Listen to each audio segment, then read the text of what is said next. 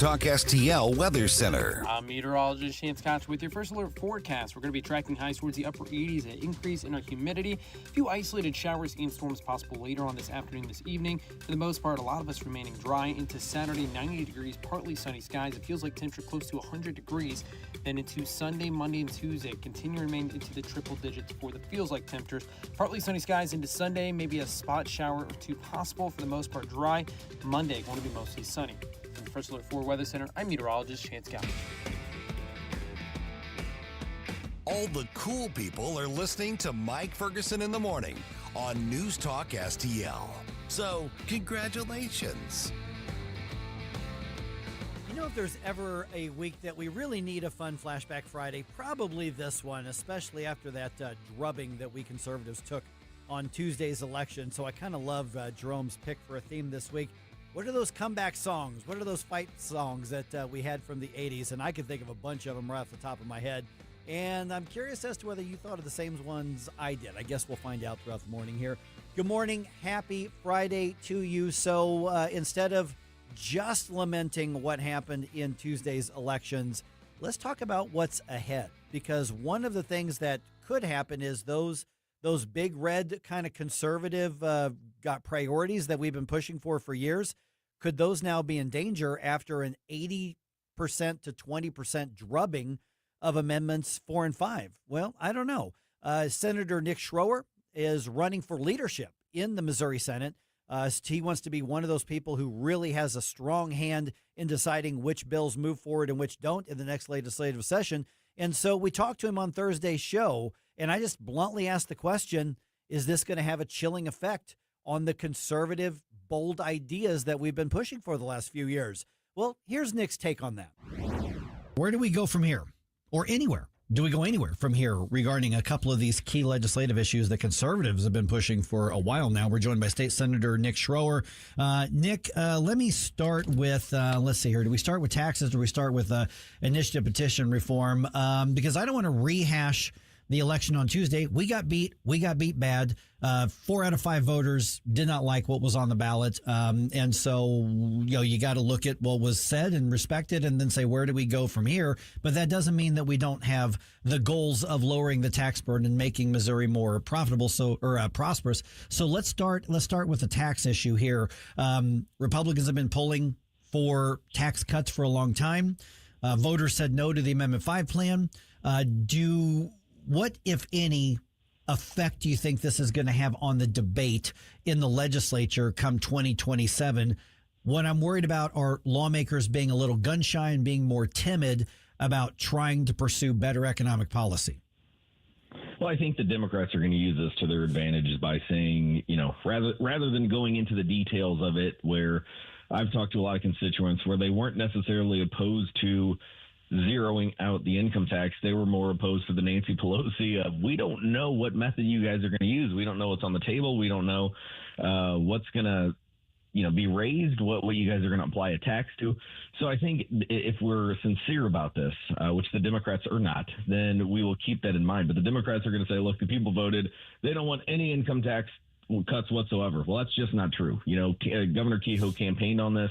I campaigned on it. So many of my colleagues in the Missouri House and the Senate campaigned not only on just the income tax, but getting rid of taxation altogether. I regularly say, and you guys hear me say it all the time, taxation is theft, whether it's income tax, tax on your work, or your tax on your property, your personal property taxes, your real property taxes. So real tax reform absolutely needs to happen. I've talked to a lot of people, even on Stand and Fight. We've been talking about this thing for months because we saw the wave that was coming, that Amendment 5 wasn't going to pass. Heck, you and I have had so many offline conversations about statistics and the likelihood of this not passing. Where do we go from here? There's a plan B. And the plan B is something that I've been filing for a very long time. In the special session for that atrocious stadium deal, the subsidy deal, we got really close with the Democrats. And I know that there's an appetite, even on their side, to use the existing framework that we have, statutory framework, which will take us to, right now, it'll only take us to 4.5.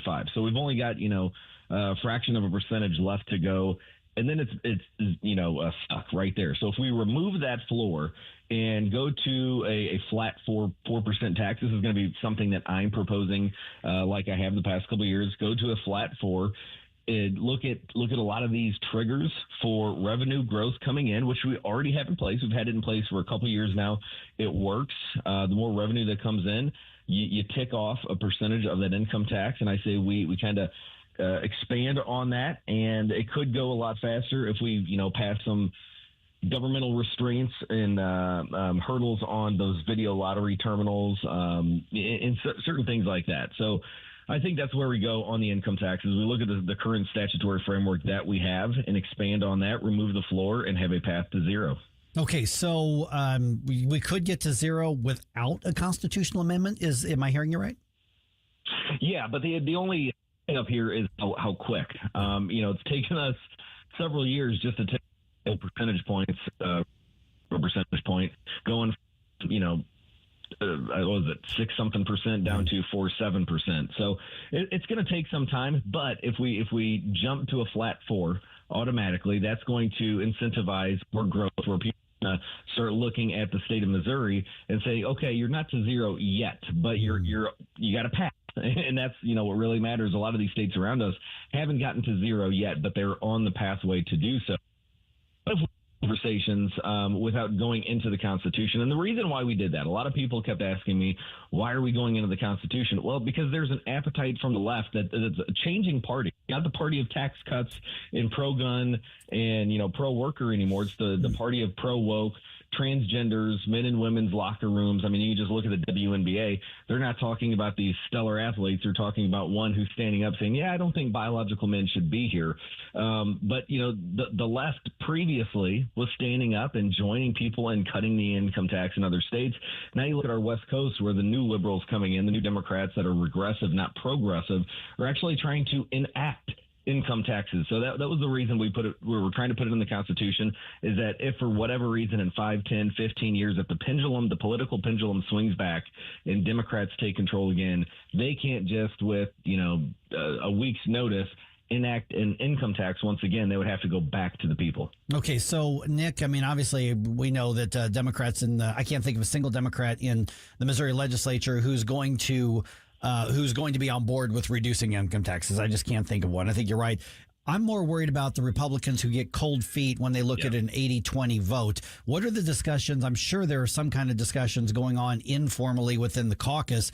Is there any concern that there are wishy-washy Republicans who may say, you know what, maybe we don't need to deal with tax reform next year. Let's let everybody cool off. Let's do it later. Let's just stick with the status quo because, we're under a lot of competition from a lot of different states around us. Yeah, and I think you're always going to have that, especially in today's political climate. You're going to have some people that want to tuck tail for the next election. They're afraid, somebody's going to run against me if I do the things that I promised to do, which is abide by the party platform, which says reduce, taxation in terms of the income tax. And look, we've got a great governor who's been spearheading this effort as well. He campaigned on it, and he's trying to fulfill that promise of finding a pathway to zero. So I think with the right leadership team, and I am running to become the next floor leader in the Missouri Senate to try and spearhead this, we can do it the right way. We can do it the way that Missourians have said, we're fine with reducing the income tax, but we don't necessarily like Amendment 5, where it was open-ended. We had a lot of questions that remained unanswered. And we basically had to trust the politicians that, look, you're talking to somebody who doesn't like politicians, and I don't trust politicians. So I get that sentiment. So if you have something that's set statutorily, set with certain triggers, and if we can expand on that and maybe incentivize more growth in the state of Missouri by moving to a flat 4, we could get to zero in the next 8 to 15 years if we go that route. Okay, we're visiting with Nick Schroer, state senator. You hear him every weekend here on Stand and Fight on News Talk STL. Okay, last couple minutes, 2-3 minutes we've got left here, Nick. Let's talk initiative petition reform. I don't know how many times you and I have had a conversation, both on the air and off the air, regarding initiative petition reform and why it's so crucial and why we have to do this to protect the state. So we were frustrated for 3 years in a row or something like that. Grassroots are frustrated with the Republicans not getting it to the finish line. You go back to the Caleb Rowden era and all this kind of stuff. Well, now the legislature puts it on the ballot, which I thought was an incredibly modest, watered down proposal, but better than what we have. I think we should have it even higher. And it was thumped 80 to 20%.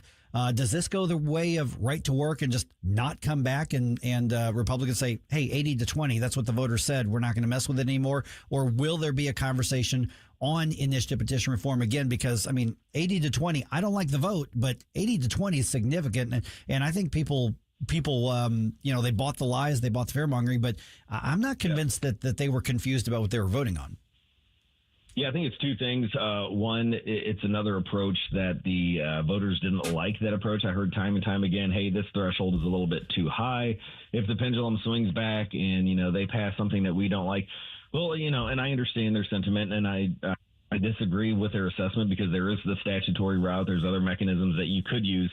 But the one thing that I saw in all of the comment sections of Republican voters or from Republican voters across Missouri was that, hey, we still want initiative petition reform, but just not this approach. So, yeah, you're still going to have the fear mongering. You're still going to have, the voters already spoke on this, so we should never touch it again. No, that's false, because we have more amendments coming, more ballot initiatives coming in November, and we're already seeing out-of-state millionaires. Michael Bloomberg pouring in millions and millions of dollars to try and change our Constitution, or at least allow for abortion on demand and trained surgeries for kids without parental consent. So I still think that the sentiment is there. We're going to have to look at some other options, and there are about 15 other options. Is it rating the passage threshold to 58%, 62% like other states have done, but other states it's actually failed there? Or do we do a hybrid of what we tried, rather than passing in all of the congressional districts? You have to pass in 6 of 8 of them. Well, we'll see. And I think we take public hearings on this. I think we have to do some town halls. But here's the key for conservatives: educate. Get off your ass. Don't be so quiet that you don't want to, talk about politics or religion at the tea parties or at the church groups. You have to, because the other side is flooding the zone with lie after lie after lie. So it's incumbent upon us. The Freedom Caucus is doing this currently. We're going to roll out some things once we get back in session, where we're doing educational sessions on bills that are coming up, because the other side is playing Chicken Little. The sky is falling. Grandma's going to die if we pass this bill, and that's just not the case. But the conservatives are being conservative with the use of their voice, and I'm challenging them: speak loudly and carry a big barbed wire baseball bat. All right, Nick, I'm going to go just maybe a minute or so over there. For the most part, not a lot of upsets around the elections, except one of the key senators, one of the more conservatives, Curtis Trent, upset by somebody that a lot of people are accusing of, you talk about Rhino, we're talking about like full-on anti-conservative in disguise in Lori Rook. Could this throw a monkey wrench into things like school choice expansion in Missouri? Because she's really anti-school choice in particular. Yeah, we'll see. I've seen a lot of these, like Bill Hardwick, great friend of mine. They threw the book at him, just like they did when I ran back in 2022. All the lies about Bill Hardwick, all the lies about a lot of my friends that I've served with. And I'm not sure if that's going to be the case with some of the senators, Lori Rook included. I've heard the rumors. I haven't had a chance to talk to her about her plan and my priorities. And everybody knows that my priority, on top of cutting taxes in all way, shape, and form, is school choice, universal school choice, empowering parents to do what's best for their kids, using their pocketbooks and not funding the government schools if they're not going there, but funding whatever educational choice that they deem as fit for their kids. So we'll see. I do know that the people spoke loud and clear, and usually you don't knock off an incumbent. Jill Carter did it a couple years ago down in Joplin, and Bill White's wife ran against her, and she soundly won. So we'll see. We've got a bunch of new senators coming in. I look forward to meeting individually with each and every one of them and going over both of our priorities, mine and theirs. All right, State Senator Nick Schroer, obviously stand and fight, probably some election recap and analysis this weekend, I would think. Oh, absolutely. Yeah, Nick, absolutely. And don't forget about State Freedom Caucus Unfiltered, because we have Denny Hoskins, who made an incredible announcement on 2 of these initiatives funded by out-of-state billionaires, and he calls them liberal sugar daddy. So you're not going to want to miss that one as well, right after Stand and Fight. All right, thanks, Nick. We'll talk to you again soon. All right, 314-912-1019. As always, that is how to get involved in the program here. Don't forget, we've got Flashback Friday throughout the morning. I'm looking forward to hearing the songs that you picked out here for Flashback Friday on 101.9 and 94.1 News Talk STL. If you have a phone, you have a radio. I listen to News Talk STL on the app driving to work. Download the News Talk STL app. You got to get the News Talk STL app. Love the app. Can listen anywhere in St. Louis. And listen anytime. News Talk STL right on my phone. Anywhere. JC's Wayback Machine. He's played the president, the president's chief of staff, and a couple of his sons have been in lots of movies and TV shows. Martin Sheen is this week's A-List Interview of the Week. Plus, you'll hear Tom Petty's demo for Into the Great Wide Open and some acoustic stuff from Jeff Lynne, all brought to you by the Weber Automotive Group. It's JC's Wayback Machine. Every Saturday night, 6 to 9 on News Talk STL.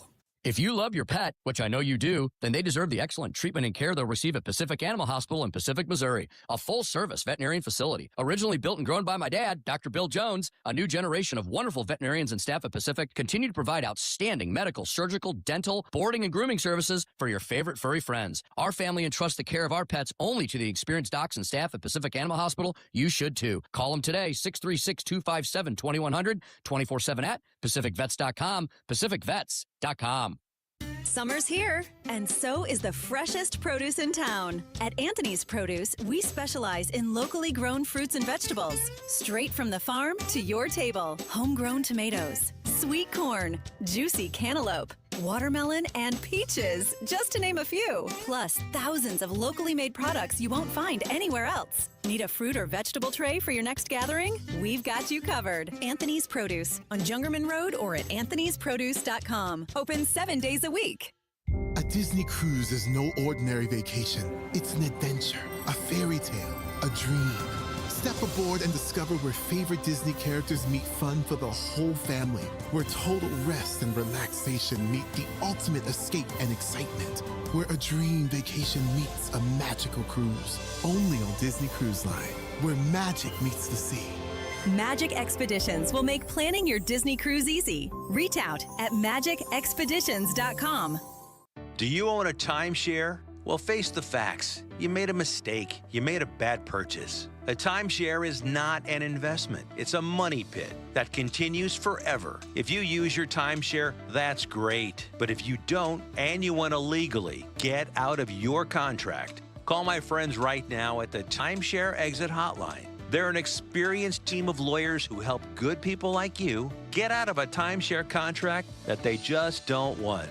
Don't throw away your money on maintenance fees. Use it for things you really want. We can help you end your timeshare contract and stop the money drain immediately. If you're ready to move on with your timeshare, call our team right now. Cancel your timeshare now with this free call. 800-524-1641. 800-524-1641. 800-524-1641. That's 800-524-1641.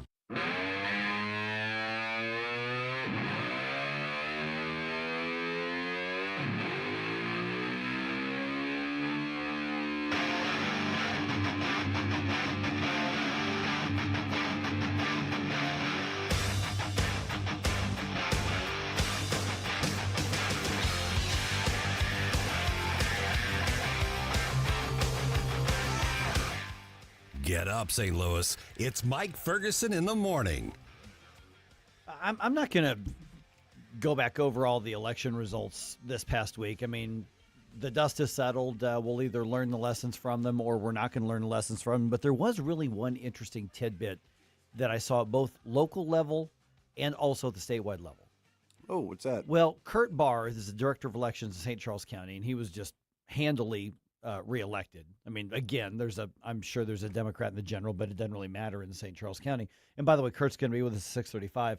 He posted something on Tuesday that pointed out that there was a marked increase in the number of nonpartisan ballots taken. Almost 1 in 10 ballots taken in St. Charles County were nonpartisan. And also I saw a story on MissouriNet that Secretary of State Denny Hoskins said that there was, he didn't say record, and they didn't list the exact numbers or percentages, but they said there was a drastic increase in the number of people who took nonpartisan ballots. And apparently in other parts of the state, not around here, Jackson County, Kansas City, that area, that they were rushing more nonpartisan ballots to certain polling locations because so many people clearly wanted to vote on the amendments, but didn't want to take a particular party's ballot. Partisanship, I guess that's the word, is actually at a pretty much all-time low. I think it's somewhere around 45% of people right now are registering as independents, mostly a lot of new-time voters, but also both the Democrats and the Republican Party are seeing dwindling retention of the registered voter base. I think that's a really, really interesting trend. I mean, I'm trying to do just like the poli-sci look at it because, I get it. I mean, I really get it. But I think it's really, really interesting. I'm curious as to why people think that that's happening. Because right now, at least, again, I'm for the millennial end of things. A lot of us feel like voting Democrat or registering and sticking with Democrats or Republicans feels like, would you rather get slapped with the front of the hand or the back of the hand? I mean, that's a good way to put it. It doesn't really feel like, we showed up, we did what we had to do to get a lot of these the Republicans back in power, and it didn't really feel like they did anything that they said they were going to do to fall through. Okay, so I want to dig into this more at 620. I think it's a really interesting. Is it like the dominant thing at the moment? No, but it's getting bigger. Yeah, if you look at the trend, I mean, the Democrats are losing actually more of their registered voters, but the Republican registered voters is pretty darn close down there. And it seems like there's just a general cultural attitude, not just in Missouri, but all over the nation, to get away from the two-party system and to see if there's any way at all to have some sort of third way out of here. So 2 election officials see enough of movement on this to go, we're going to mention this in like statements. Like we're going to put out there are more people taking numbers. So 620, and I'll put the question out now. Is anybody out there done with the parties and just, doing the nonpartisan thing, or you consider yourself independent and you used to be a Republican or Democrat? Let me know why. I'm just kind of curious. I don't think there's a right or wrong answer. I'm just really curious about that. All right, 5:55. We're going to have this in the news dump here in about an hour or so. U-City has withstood a cyber attack on the city government. Oh, no. That was long running over a month, a constant cyber attack. And they didn't say anything about it until they got it contained, which is very smart, by the way. And so I found out about this morning, but apparently this started back in mid to late June. And it targeted several different aspects of their operations, not just the website itself, but they were targeting a lot of their operations. And U-City officials tell us that it did disrupt some services, as you would expect. And they don't know who did it, but they did say that whatever IT security they have did not allow any personal information compromised. Well, that's good at least. Yeah, which, you got a long-standing attack that could have come from literally anywhere in the world. They acknowledge like, hey, this thing caused problems. It looks like it may have disrupted like online bill pay and access to some records and some permitting things and all that kind of stuff. But all of that data that they have on the residents and the businesses and the finance, they say none of that was compromised. So listen, good on you, U-City government, for withstanding that. That's 6 weeks of a constant attack that they had to contain. That could not have been easy to do.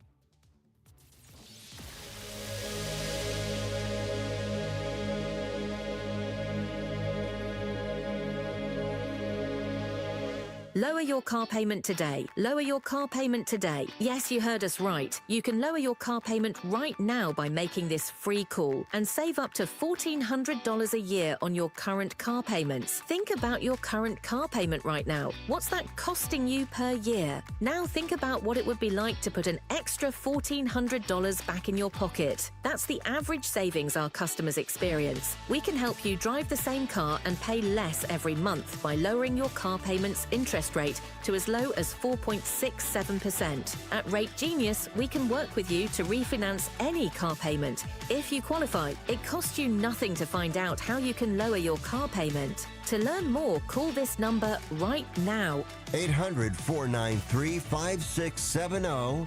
800-493-5670.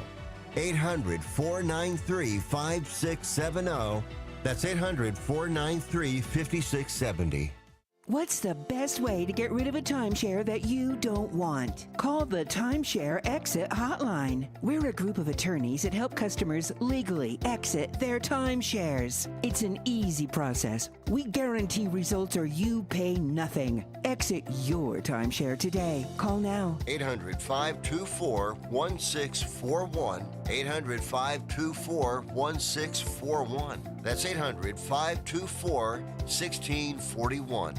People ask all the time, who the heck is Low Cost Airlines? Well, we're not just one airline. When you're talking to us, you're talking to everyone. We are the discount supermarket for all airline tickets. Plus, we have all the airlines and always have the best prices. American, Delta, United, plus all the specialized international airlines and a lot more.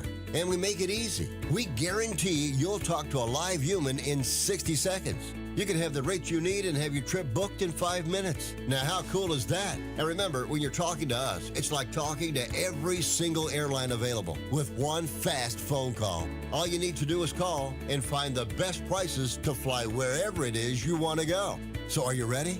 Call Low Cost Airlines right now. 800-515-2397. 800-515-2397. 800-515-2397. That's 800-515-2397.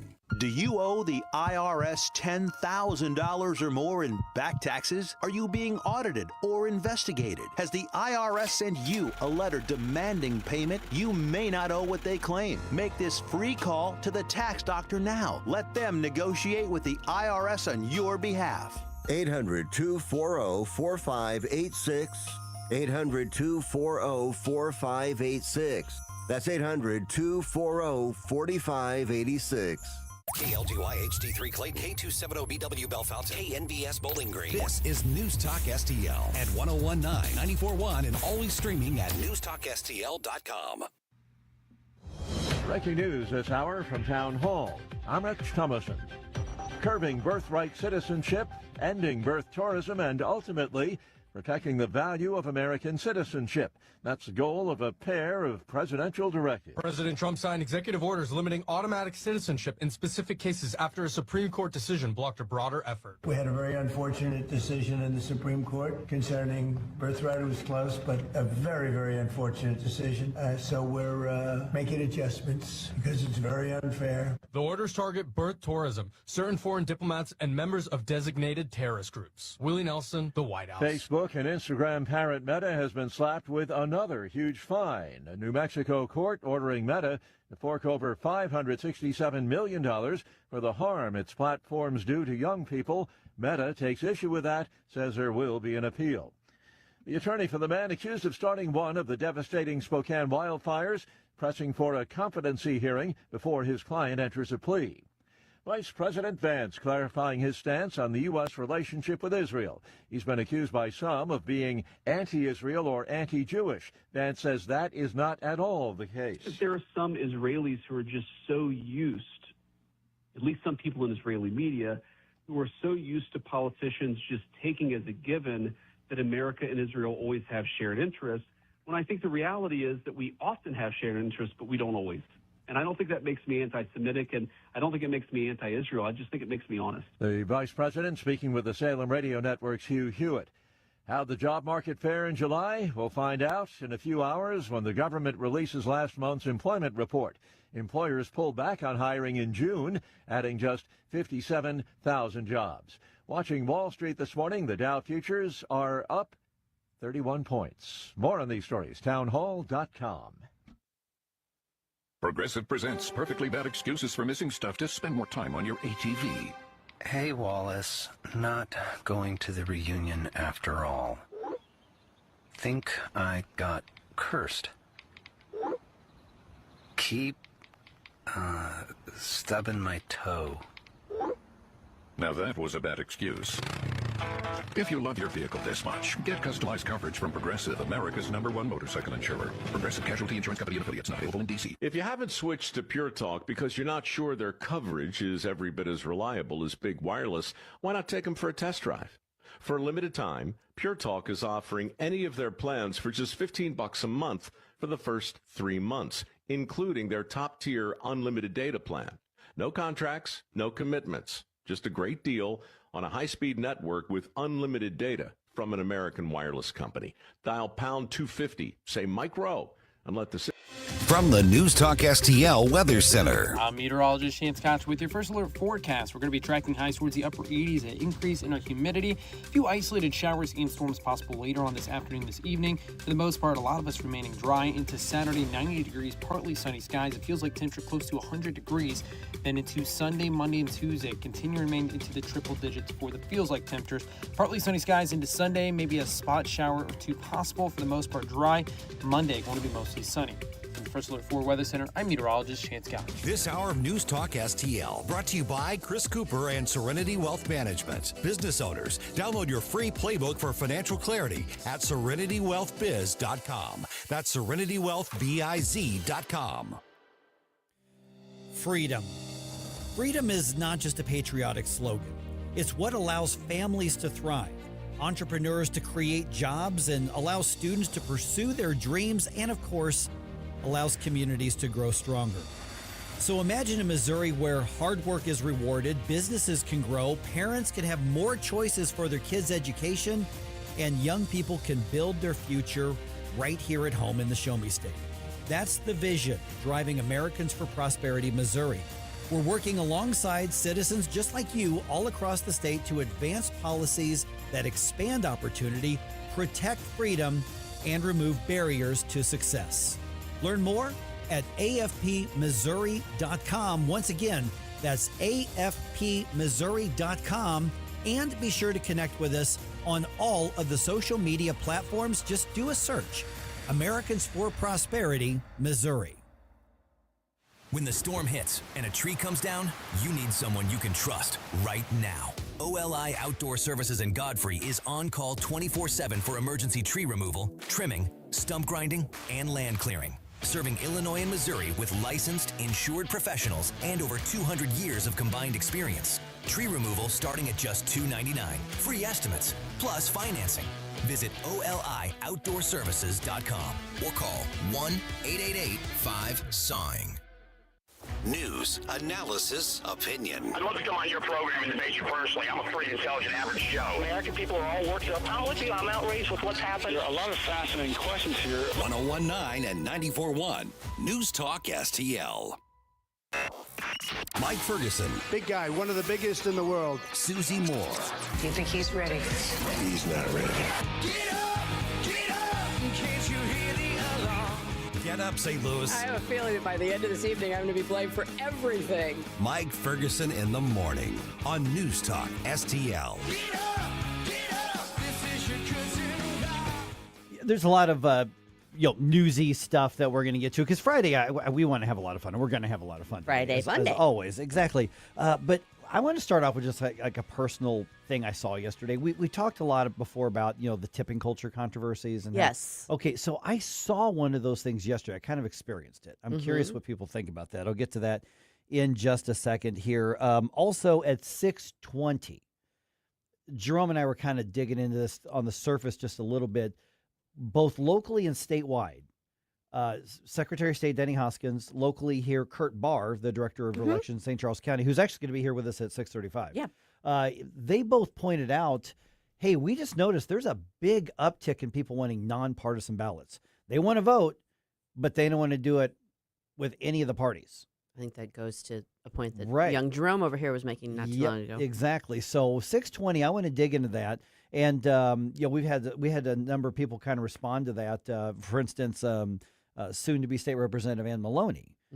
She messaged. She goes, "Hey, I'm seeing that too," and so she mentions that on social media just a few minutes ago. By the way, hi Ann, thanks for being part of the conversation here. So I kind of wanted to get. I think it's really interesting. I think it's fascinating a little bit, because I have worked in the third party realm and found it to be completely ineffective, but there's definitely something driving people away from the parties, but still into being involved in the process. Yeah, so 6:20, I want to dig into that. What are you all seeing out there? 6:07 right now. By the way, quick note, 1 week from today, we're doing the show from Mario's Donuts. Yay. Ooh. Yes. So I have a 3-second commute. That's right. Exactly.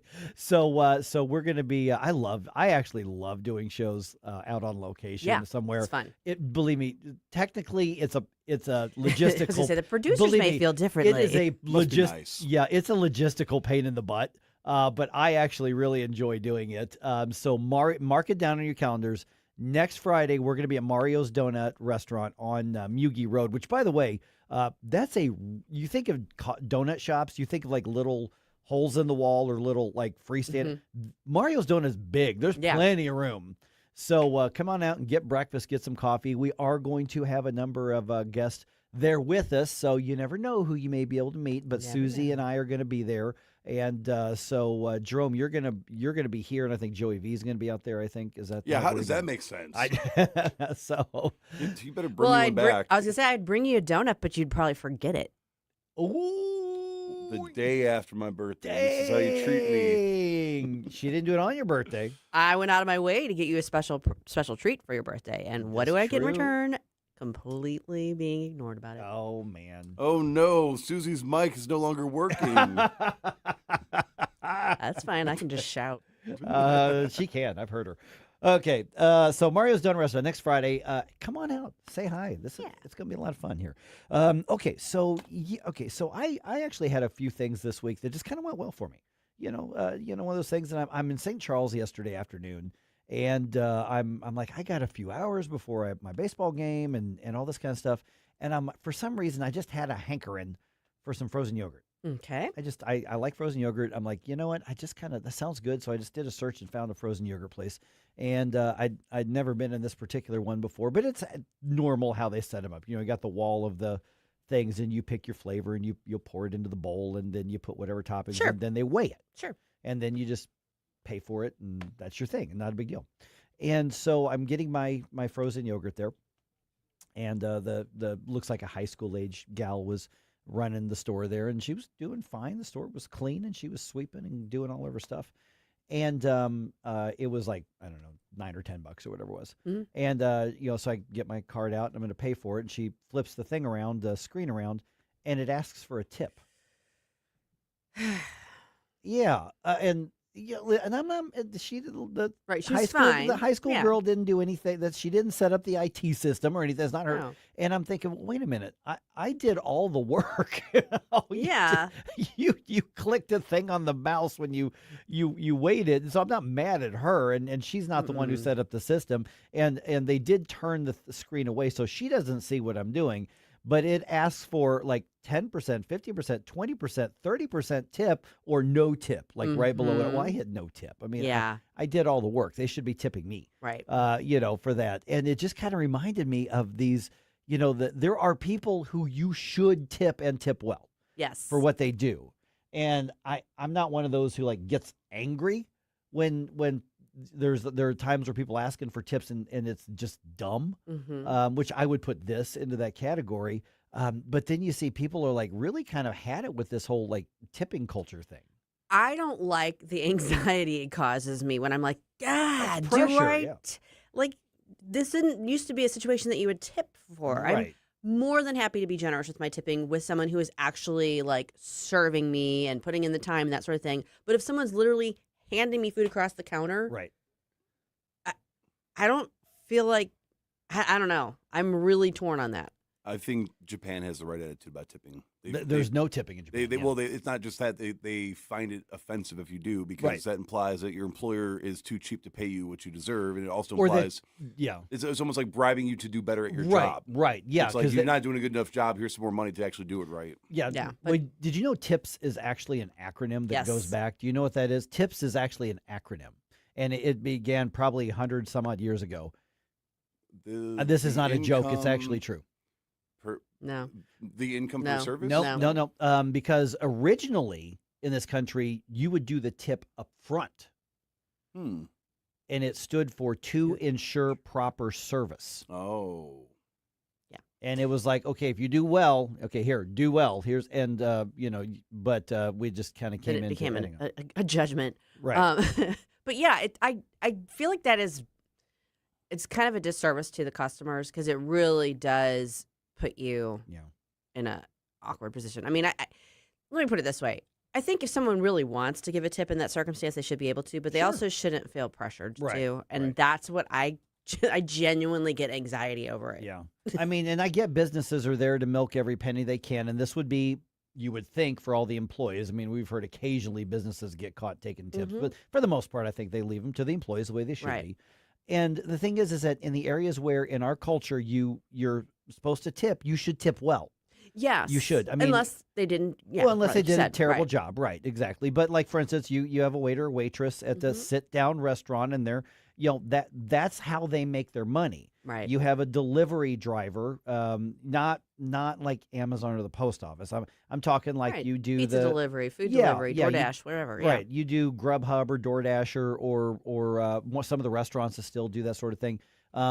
Generally speaking, that's how they make their money is off the tips. Sure. And so you should tip well. And if I've heard it be said that if you go to a nice sit-down restaurant or casual dining sit-down restaurant, and they say if you can't afford the tip, you can't afford the meal because that's part of the cost. Yeah, and so like bartending is kind of another one of those. I mean, that person is actually going and like preparing your drink or working the tap, that sort of thing. So to me, that is like okay. But when you get to the point where they're literally just handing you something that then you're doing or that somebody in the back just prepared and they're just handing it across the counter to you, that's where it seems very murky to me. Yeah, I mean, like for instance, if you go to Panera or a Boston Bread Company, I think it's no.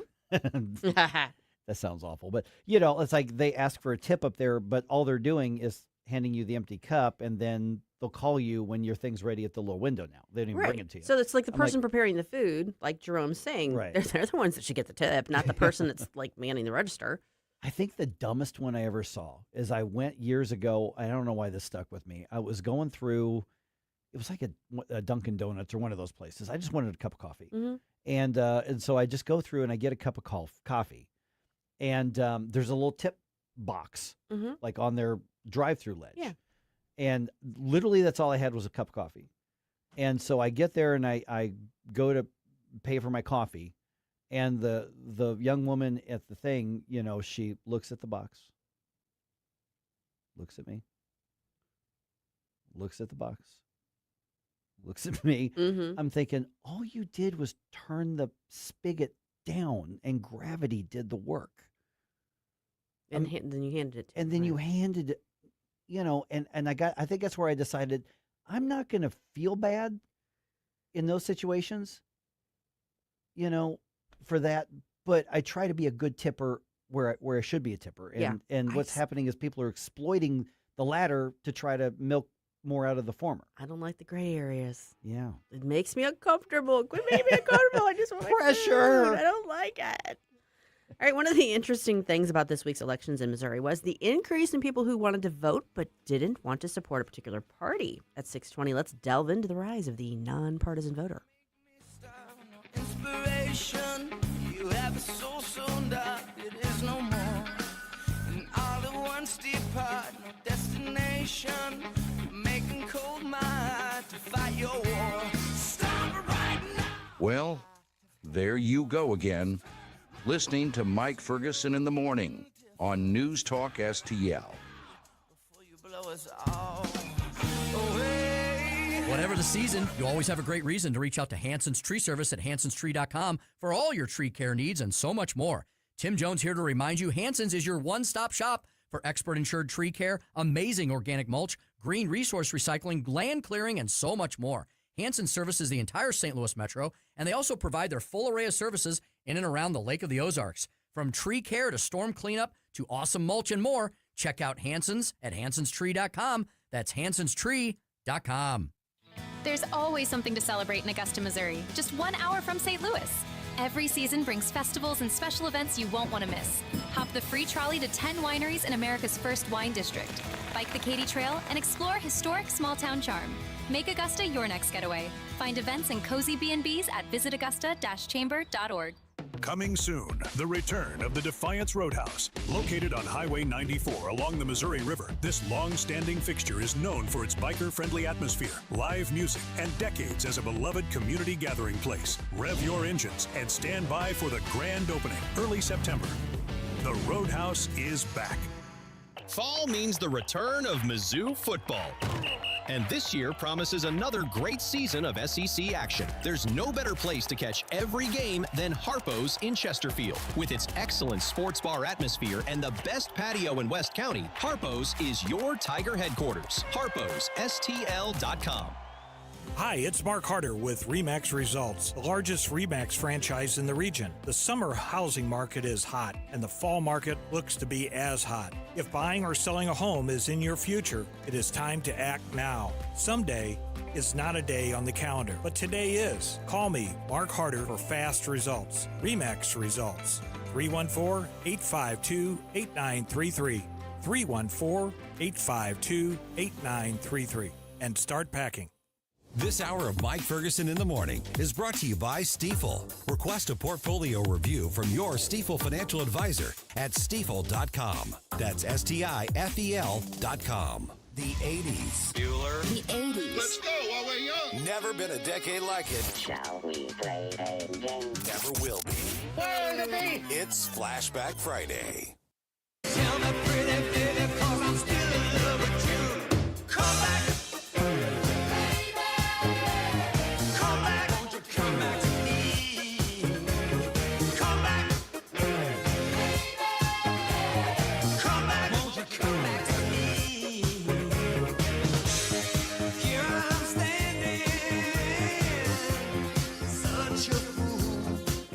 Good morning, Missouri. It's your boy, Joe Pags. I'll talk to you tonight at 10. But right now, let's get back to Mike Ferguson in the morning.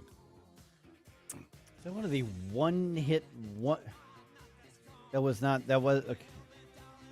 I know who it is. Did Vic Verselli request this one? No. I know who requested it, too. There was a song called Comeback. It was like by somebody called like Stevie B or something like that. Now, who's this? Jay Gall's band. Oh, Jay Gall's. It's like Vic's favorite band, yeah. Well, but this was a request from my handsome beau, David. Oh, there. Okay, I start off. I'm Props over to one David. on this one. Yeah, Taking the theme a little bit literal there. Yeah. Yes. And because everybody knows like Jay Gall's band with like Centerfold, Right. They're huge hit. Sure. But this is a little more rocky. I like it. Yeah, deep cut. Good stuff here. All right. One of the interesting tidbits, as Susie was just saying, of the primary elections this week, a marked increase in the number of nonpartisan ballots taken to the point where two election officials, one local, one statewide, both kind of proactively said, hey, we just noticed this.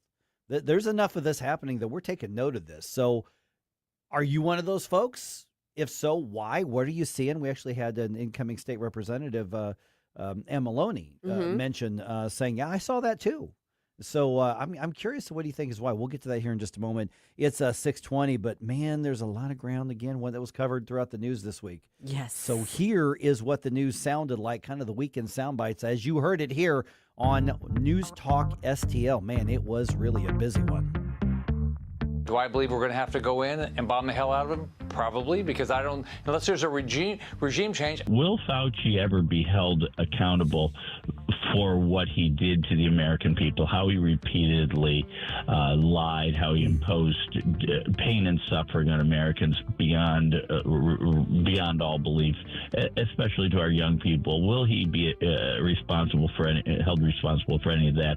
I doubt it. The Rittner School District is taking a stand to protect its families from ICE. I was disappointed with Janine Pirro, really disappointed with Janine Pirro. She folded like an umbrella. Hey, Cardinal fans, Lars Newpart here. It's an emotional time for me. I just want to thank you guys for everything. At issue is not the number of signatures turned into the challenge, the new congressional map, but the fact that the referendum itself is null and void by virtue of the fact that it is unconstitutional. Look, I think Missourians are generally conservative. I just think Amendment 4 and 5 failed the KISS principle, and that is keep it simple, stupid. So I want the citizens of St. Louis County to understand something that gets lost in these conversations. This is not a spending problem. This is a revenue problem. This is a revenue crisis. Let's find ways to cut spending.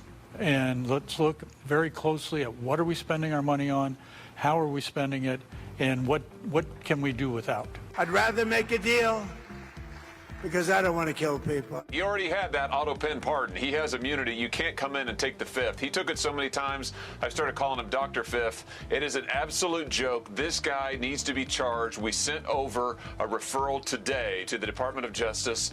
He can spend a year in prison for contempt of Congress. I hope they go after him hard. It just doesn't let up week to week to week. No. At No. this point. There's no shortage of news out there. Nope, not in the least bit. Okay, so let's talk about this because I think we've gotten into the results of the elections themselves kind of ad nauseum at this point. Now it's just a matter of will the Republicans or will the Democrats or will the different advocacy groups learn from what voters said? We'll find out in November, I guess. But one of the things that was really interesting to me is that there was a marked increase of nonpartisan ballots taken. Okay, so I know this sounds in the weeds, but I don't think it is. What that's telling me, Jerome and Susie, is that people went out of their way to show up to vote, had the opportunity to vote in the primary elections for state representative, Congress, whatever, executive, whatever is on the ballot in your area, and proactively said, I'm not interested in that. Just give me the nonpartisan ballot so I can vote on amendments 1 through 4. And then whatever local, questions, prop questions are in your area. So I want to be involved. I want to vote, but I'm not interested in participating in the Republican or the Democrat, I guess technically, or the third parties, although I don't know that the third parties had any primary elections on it. And so they went out of their way to vote, but they also went out of the way to not take a Republican or Democrat ballot because we're still not a closed primary state. You can still pick whatever ballot you want. And we saw that with Kurt Bahr in St. Charles County. He posted on social media, big increase in nonpartisan ballots. Secretary of State Denny Hoskins said the same thing as well. So what drives somebody to say, I'm absolutely being involved, I'm doing my voting, I'm having my voice heard, I just don't care about the R or the D? Well, for me and a lot of people like me, I think it's the idea that you're not getting that much different from either one of the parties. So if you are a person that succumbs to mainstream media indoctrination, then you're pretty much going to stick very heavily to one way or another in general. So that's where you see like a lot of the DSA people, a lot of the low-informed, Trump is a Nazi, we must defend our democracy, even though we can't define the difference between a democracy and a republic. Those types of people are clinging very hard to there. I think the general public, though, it's a lot of us that showed up to support Trump and was actually hoping that this massive red wave was going to continue, feel very let down by a lot of what the Republicans have been doing as a party. It doesn't feel like there's very much of a difference between the parties. It's just essentially, I guess, which lobbies are supporting who. And so in general, we still want to see certain things get done. Like I personally would have loved to see Amendment 4 and Amendment 5 pass. I'm not going to be fighting as hard. And I know a lot of people that are just straight up not going to be even showing up anymore because what's the point? I think there's some of that. And in particular in this, in Tuesday's election, there were some big ticket issue items on the ballot, not just sort of like your rinky-dink little proposals that don't necessarily affect people or that they don't necessarily dial in on. But I also do think there is the idea that particularly the way Missouri is set up right now, there's not a lot of, we talk about how the primary is the race. Yeah. So like in a lot of districts, a Republican is going to win, or in certain blue districts, a Democrat is going to win, and it's going to not probably even be that close necessarily. So it's just not as big of an issue for you. Even if you think that there is a difference between the parties, you just may feel like your vote on the candidates isn't going to make a difference. Well, then there's something to be said as well of this is, I think, maybe a way of trying to send a message that people are still going to be showing up to vote. You're just not owed we are not owed to support you, so to speak. So we're still here. We're still coming out. But it's one way of saying, but we're not showing up on your team. We're showing up on our own team. And there is a massive call right now. I mean, there's a lot of people leaving both sides of both parties because they want something that's different. But of course, the unfortunate thing is the libertarians can't get their stuff together, and it's not even worth sometimes. I tried. I was with them for a long time, and finally went, "This is crazy. Why did I waste so much time with them?" Every once in a while, you hear every once in a while, you're like, "We need a good third party," and everybody goes, or many people go, "Yeah," but they don't realize the work that goes into it, and there's just third parties. It's just not going to happen. Right. I mean, wonky people. What's that? A lot of wonky people. Yeah. And then just the way our system is set up, it kind of devolves to the binary. I mean, you end up with that either or choice. I think it also ties into something I was talking about earlier, because we were trying to figure out how you elect. Like in Missouri, we elected a bunch of Republicans, and these were like 4 and 5 were like the number 1 and number 2 agenda items that supposedly that they ran on and that we supposedly wanted from them, but yet we didn't pass those. And that's where I think you're seeing that that difference, that dichotomy between how people feel about individual candidates and individual elected politicians versus policy. Yeah. I mean, I think kind of piggybacking on what both of you just said, I can't think of any Democrats, maybe one Democrat that I'll vote for in November, but Republicans still have to earn my vote. Yes. I'm not going to go in and just say, well, that's the Republican, I guess I have to vote for him. I'm not going to do that. I can think of one Democrat that I may very well vote for in the local elections here. So Democrats don't get my vote. Republicans still have to earn it. You just can't assume that because you're the Republican, you're going to get it. Yeah, and I do think that the way that we, the gerrymandering, the district drawing, does not line up well with that. Right. So that's the downside of that. Yeah, when we do it, when our side does it, it's redistricting. When their side does it, it's gerrymandering. Well said. So I mean, I feel like there's a real disconnect right now between the parties and the populace. Yeah, I absolutely agree with that. 100%. We talk about it all the time at Red State about the Democrats, because the Democrats are in disarray. I mean, the DNC is a mess. I was going to use a different word, decided not to. But I mean, it's a mess right now. The Republican Party is much better situated in terms of like its finances right now, and its organization is holding. But there's a lot of fractures there too, and I think it's just because it means like growing pains. The parties, I've said this millions of times, we're in the middle of a major shift. And we don't know what it's going to look like when we come out the other side. So it's kind of hard to know which direction to look. Yeah, I mean, for people that are closer to my age, if you're on the left, the Democrat Party's too far right for you, and if you are on the right, then the Republican Party's too far left for you, and that's sort of the weird splitting that I'm seeing. The Republican Party's absolutely moved to the left over the past few years. I mean, moving to the populist, trying to go to the populist center is moving to the left. So I think that might be one of the splits or the fissures, if not a full split that you're talking about, because we saw that in states like Kansas. Overwhelming Republican majorities, and then you had the so-called moderates and the conservatives split. And so the joke was in Kansas for years, there were 3 parties. There were Republicans, there were Democrats, and there were and conservatives.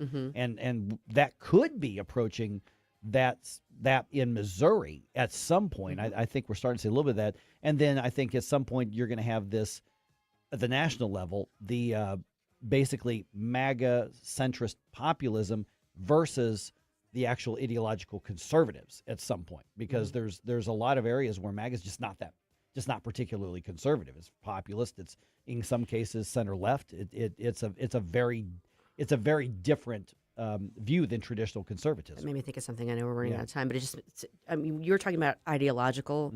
I think we're moving away from the ideological. Yeah, you're probably. I think people want to see like practical solutions. Whatever label you slap on it, they want to see, how's this going to work for me in my community. You can call it whatever you want to call it. You can call it socialism. I don't care. Is it going to work for me in my community? Yeah, I think that's right. And that's got some good practical things. I also think it's also opening the door for some really bad stuff, too. Sure is. Yeah, it'd be nice if politicians that say America First actually meant America First. But speaking of the sudden rising of nonpartisan ballots, Kurt Bahr, the St. Charles County's election director, will be here with us at 6:35. A big part of the election process happens today, and he'll explain what's happening.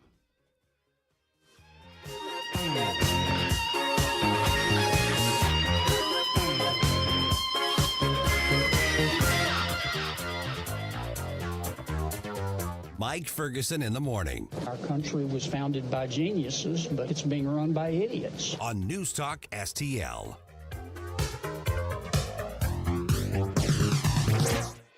From the News Talk STL Weather Center. I'm meteorologist Chance Koch with your first alert forecast. We're going to be tracking highs towards the upper 80s, an increase in our humidity. A few isolated showers and storms possible later on this afternoon, this evening. For the most part, a lot of us remaining dry into Saturday, 90 degrees, partly sunny skies. It feels like temperature close to 100 degrees. Then into Sunday, Monday, and Tuesday, continue to remain into the triple digits for the feels like temperatures. Partly sunny skies into Sunday, maybe a spot shower or two possible. For the most part, dry. Monday, going to be mostly sunny. First Alert 4 Weather Center, I'm meteorologist Chance Koch. License number GL250000615. Hey, Dad, what causes drains to clog? Grease, hair, soap scum, and tree roots. Tree roots? This town has old pipes and big trees. They find each other. They grow inside pipes? They bust into pipes. Whoa. Once they're in, the water stops flowing. Can we fix it? The big green grasser machine can fix any clog. Green is always grasser at grasserhomeservices.com. Hey guys, don't miss Straight Lines with Elizabeth Kaiser every Sunday evening at 8 p.m. where we talk about so many areas, including AI, law, and health. We have some fantastic guests on my show. Don't forget, Sunday evenings at 8 p.m., Straight Lines with Elizabeth Kaiser. Stand and fight with Nick Schroer. Hey, it's Nick Schroer. To preserve this nation, to preserve the experiment in liberty that our founders envisioned, we must take a stand and fight. Stand and fight with Nick Schroer. Sunday nights at 6. Only on News Talk STL. It's a brand new show on News Talk STL. JC's Sunday Showgram. I was 12 and looking rad riding around the south side of Chicago on my Stingray with the Sissy Bar and banana seat, and I outsmarted the Beatles. You'll hear the story. Plus, 8/8/88 was the first scheduled night game at Wrigley Field, and I was there and got gypped out of $1,500. All brought to you by the Weber Automotive Group. Sunday morning, 7 to 9. Then podcast each Monday on NewsTalkSTL.com. Colombo and Company. Senate Republicans advance contempt of Congress charges against Anthony Fauci, but will any actual consequences come from it? We'll talk about it Friday, plus Mayor James Knowles and the weekend forecast from Steve Templeton. Live and local, weekdays at 2 on News Talk STL. The 80s. Excellent. Never been a decade like it. Never will be. It's Flashback Friday.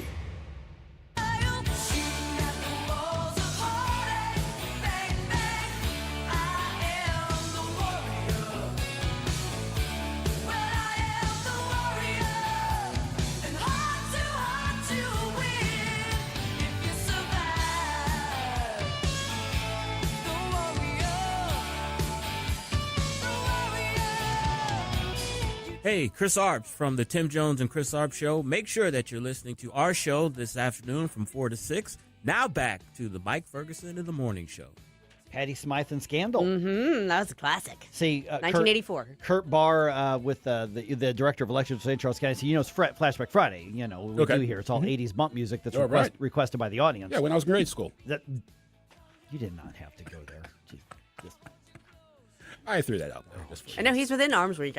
I could punch him, but it probably wouldn't make for. Yeah, you're on camera. We're thinking about back to school, and I'm thinking Blackhurst Elementary School in St. Charles.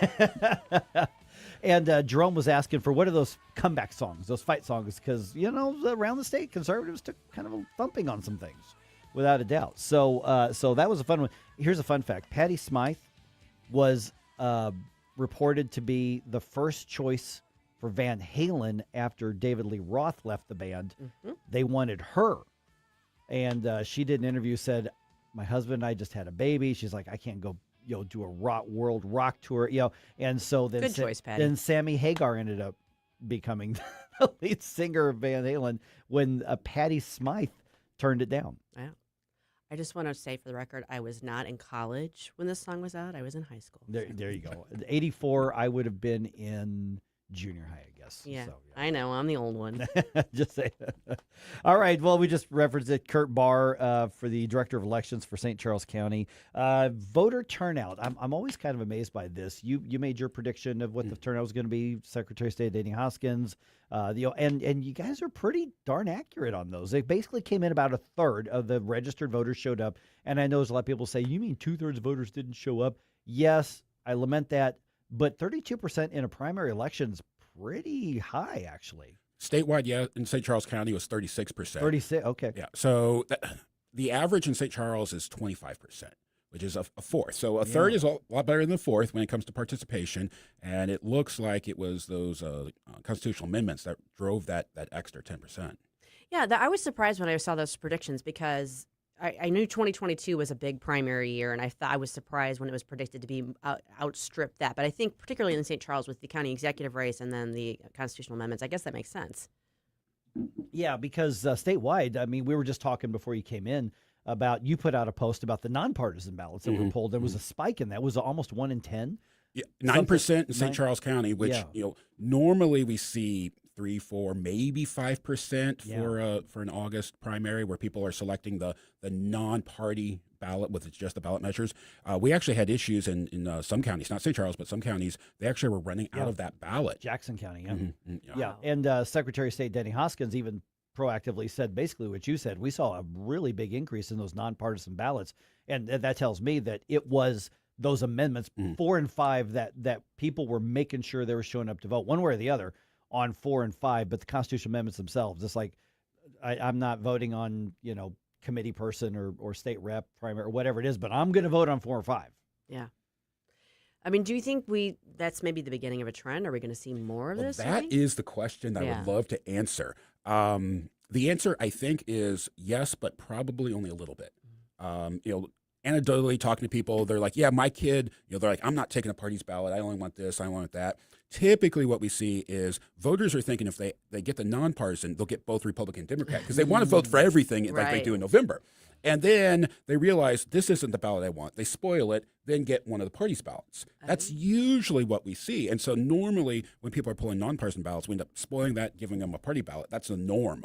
But this time they were asking for the nonpartisan and then voting the nonpartisan. They didn't want to select party. Wow, that's interesting. Okay, so the voting's over, but the election process is not. Correct. So you have something going on today. And I saw your post. That's why I wanted to talk to you about this today. So part of this process is happening today, and it directly, I think, answers some of the questions. And there was a lot of weird stuff that was out there during the campaign's election. But you're doing an audit, and this involves the hand counting. And my understanding is if anybody wants to come and watch this, they can do it in person. Absolutely. So 9 a.m. today at the Election Authority office, 397 Turner Boulevard, we are having the statutory mandatory hand count audit. So we will take our paper ballots and then we randomize the list of precincts, and then whoever shows up, we'll say, hey, pick a number 1 through 117, the number of precincts we have. And then they'll pick a number, and then that'll correspond to a precinct. And then the state law says we have to do a congressional race, we have to do a state rep race, we have to do a local judge race, all these different things. And then because it's a primary election, then we'll flip a coin. Now, are we going to do a Republican or Democrat ballot or whatnot? And then we'll do one of the 4 statewide petitions, and then we will randomly pick these precincts, and then we'll hand count those ballots from that precinct on that race, and then we'll compare that to the election night totals that were reported and show that what we reported election night matches the hand count audit. And this is just a double check to make sure that the machines are properly working. The other thing that we do is we'll take one of our machines and we'll rerun all the ballots in that machine a second time, and then look at today's results from election night's results to show that the machine is counting the same way a second time. And so this is just something that's done in every election in every county. And the Friday after the election is by tradition the day that most clerks throughout the state are doing this process. Mm-hmm. So what happens if the hand count total comes back different? So it's not uncommon for the hand count total to come off different a little bit the first time around. And then, the only way to check a hand count is to hand count again. So we'll do it again. And if it's different again, and sometimes that happens, we'll do it a third time. And generally what we've seen is the hand count is wrong.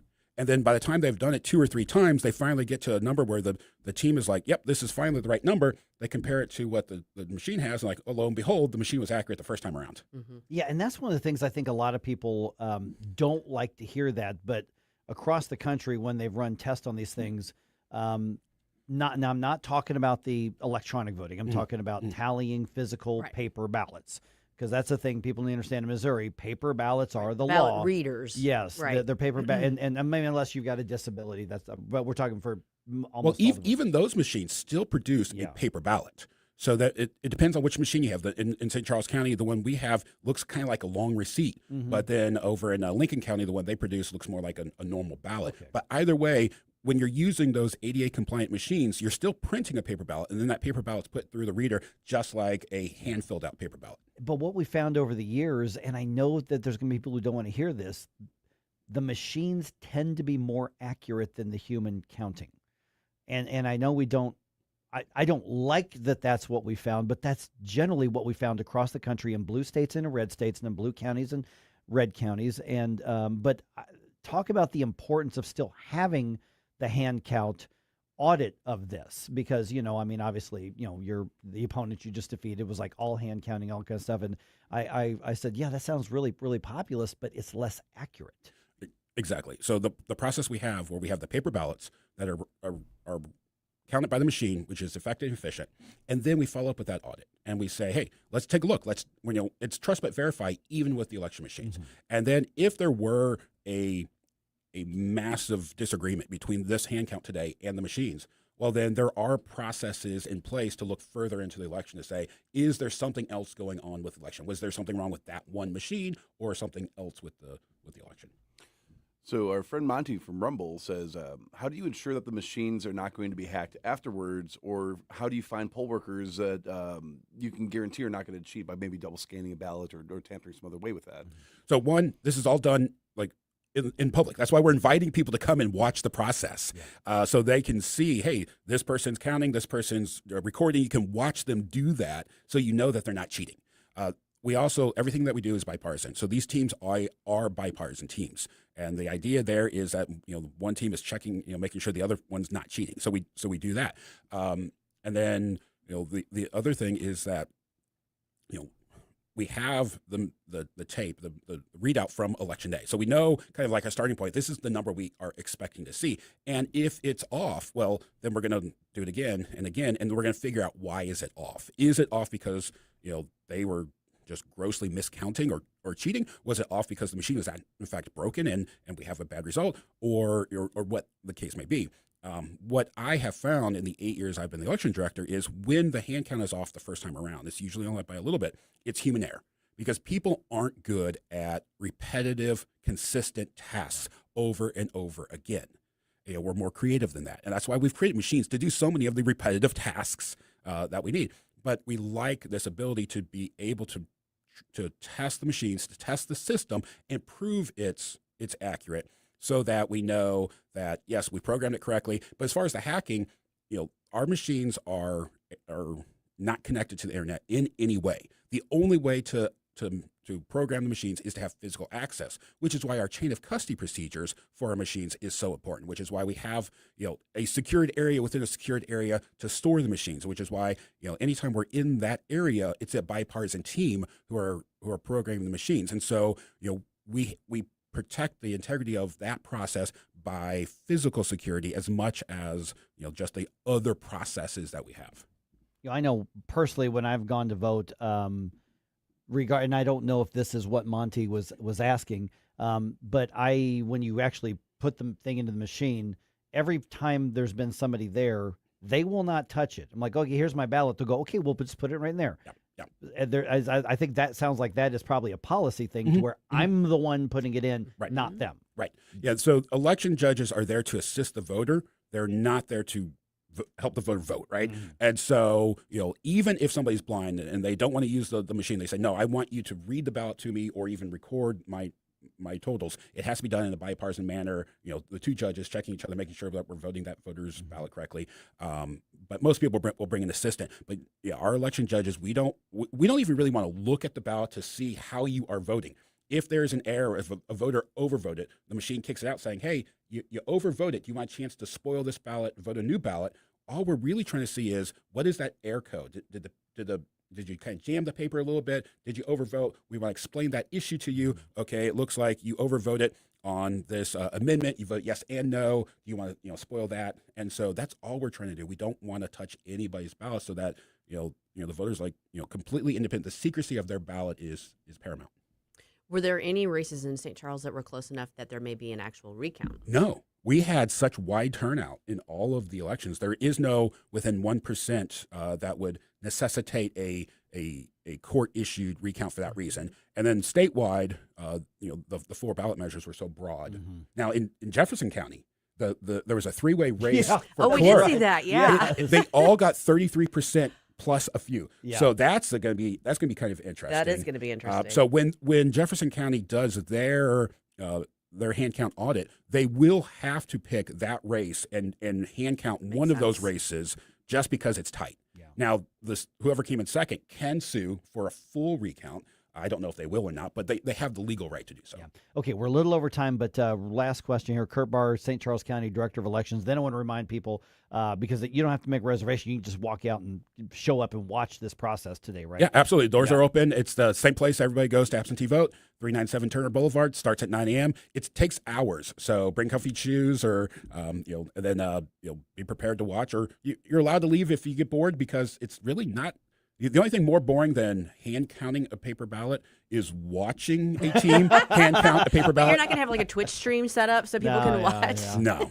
Okay, so was there anything that you saw in St. Charles County where you say, okay, before November we need to tweak that or something we need to improve upon, or did things run essentially as they were supposed to? The process on our end ran really smooth. Where we saw some problems was actually electioneering. I had candidates were putting T-posts through sprinkler systems as polling places, which is obviously problematic. Issues with one candidate's person trying to intimidate another candidate's person, and those types of issues. So the issues that I had to deal with were outside the polling place, not inside the polling place. And so we'll try to work to see if we can, have a little bit better communication with the candidates and their teams of electioneerers, outside to try to have a nicer November election. A nicer gauntlet as you're walking into Yeah. vote. All right. Hey, Kurt, thanks so much. Appreciate that. And I know you got stuff to get to. It's a busy day. The election's not over. The voting's over, but the election's not over here at this point. All right. Thanks for having me on. You got it. President Trump takes another swing at the birthright citizenship issue. We're going to fill you in on that at 7:05, right after the news dump at 6:50.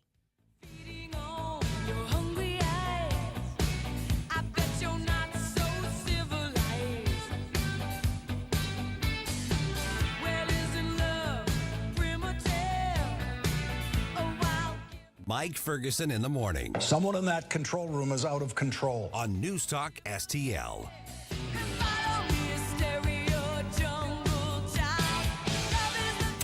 This app is absolutely fantastic. Yes, I listen on my phone.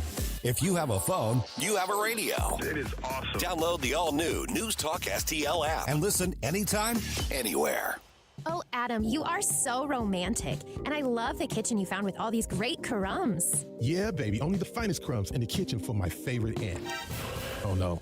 It's the pest control company again with those green wheels. They always kill the mood. This is Derek, the owner of All Solutions Pest Control. Give us a call today at 636-486-7888. We'd love to help you out. Learn more about our special $67 offer. You can visit us online at allsolutionspestcontrol.com. If a pest-free home is your goal, call All Solutions Pest Control. Hey, it's Susie Moore for Window World. Did you know that in just over the last 20 years, Window World of St. Louis has improved the look and thermal efficiency for over 80,000 customers in St. Louis? Plus, Window World windows come with a lifetime warranty that covers all parts, glass breakage, and labor. And now, Window World is offering 36 months, same as cash financing with approved credit. Call them today at 800-GET-WINDOWS for a free in-home, no-pressure estimate. That's Window World at 800-GET-WINDOWS. They're the preferred window of the St. Louis Blues. Hey there, Chris Cooper here, your financial friend with Serenity Wealth Management. Tune in this Sunday for the Serenity Wealth Now show. This week we've got special guests. Megan and Lisa, my friends with the Avalon Park Independent Community, are coming in to share some exciting news about the neighborhoods they're bringing right here to the St. Louis marketplace. So tune in, check it out right here on News Talk STL Sunday morning 9 a.m. or on Serenity Wealth Now social media outlets. We'll see you then. Serenity Wealth Now with Chris Cooper, Sunday mornings at 9 on News Talk STL. Investment advice offered through Fortis Capital Advisors, LLC. This hour of Mike Ferguson in the Morning is brought to you by Stigall. Request a portfolio review from your Stigall financial advisor at Stigall.com. That's STIFEL.com. Stop you, there's nothing that's strong. So close now, you're nearly at the brink. So push it. Ooh, yeah.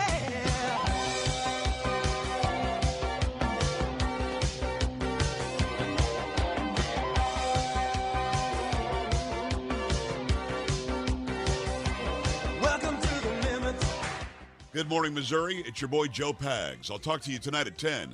But right now, let's get back to Mike Ferguson in the morning. Oh, there's not comeback. This had to be a montage in a movie. I think this was Karate Kid. Karate, yeah. It's either that or it is, Rocky. yeah. It's one of those two. It's got to be. Who is it? Loverboy? Paul Engelman. It was from a movie soundtrack, so I don't know if he was like a big name. I see. This sounds more Karate Kiddish to me. Yeah, it does. than And maybe Rocky. like Karate Kid 3. I don't know. Yeah. Here's the thing: this is going to shock nobody, being as nerdy and geeky as I am. I was a sucker for those like training montages parts of the movies.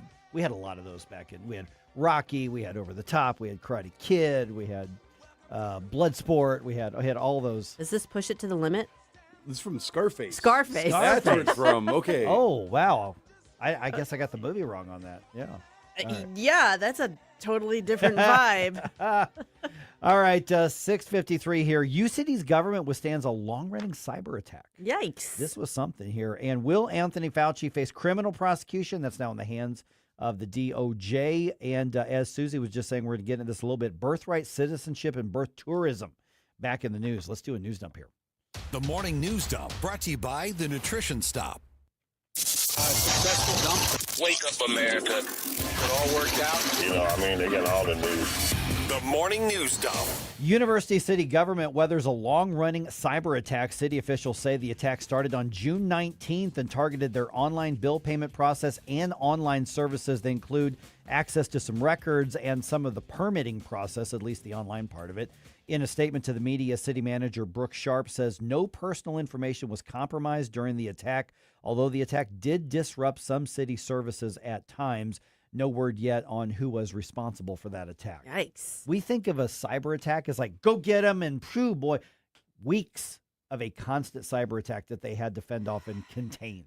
That's a little, disconcerting. Very, very much so. So, hey, good on you, City, for, if they're right and no personal information was compromised, good on you for that. That could not have been easy. Yeah. Yeah. Okay, as you know, Senate Homeland Security and Governmental Affairs Committee voted on Thursday, party line vote, to hold former director of the National Institute of Allergy and Infectious Diseases, Dr. Anthony Fauci, otherwise known as the Science, in contempt of Congress for his invocation of the Fifth Amendment and for refusing to answer questions at a hearing last week. Chairman of the committee is Rand Paul. He says the vote is not about Fauci's actions during the COVID-19 era.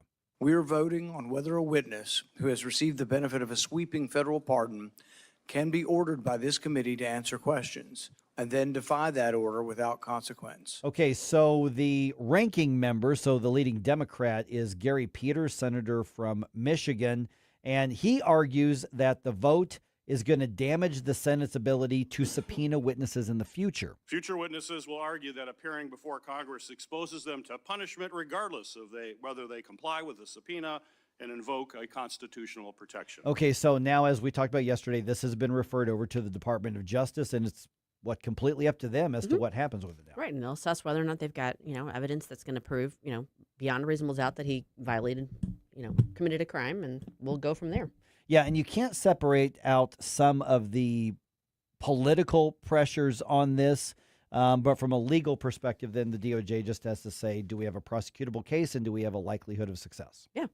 And that's not the only thing that could be facing Anthony Fauci. Republican attorneys general in West Virginia, Florida, Louisiana, issuing subpoenas against Dr. Anthony Fauci.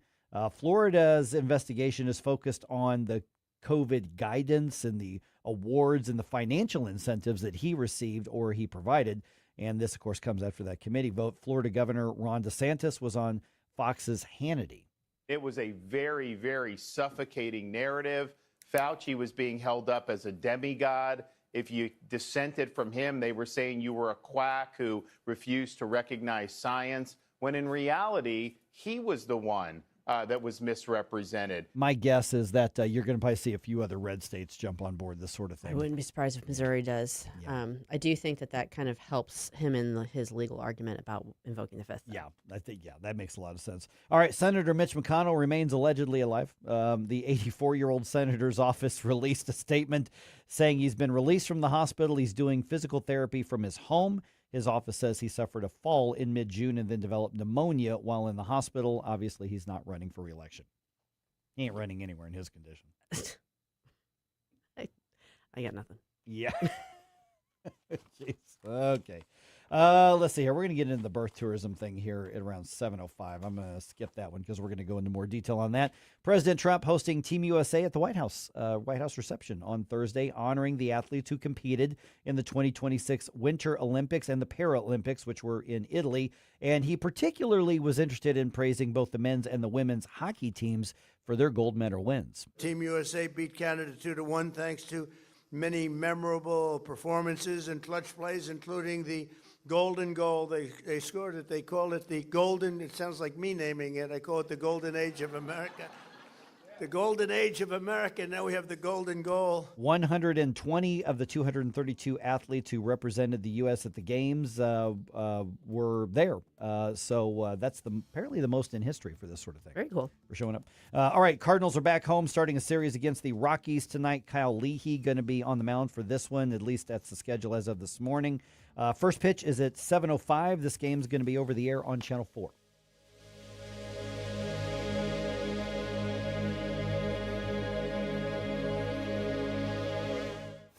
Hey everyone, this is Jesse from Reach Reproductive Health, and I need you to mark your calendar because on October 22nd, it's going to be a big night in St. Louis.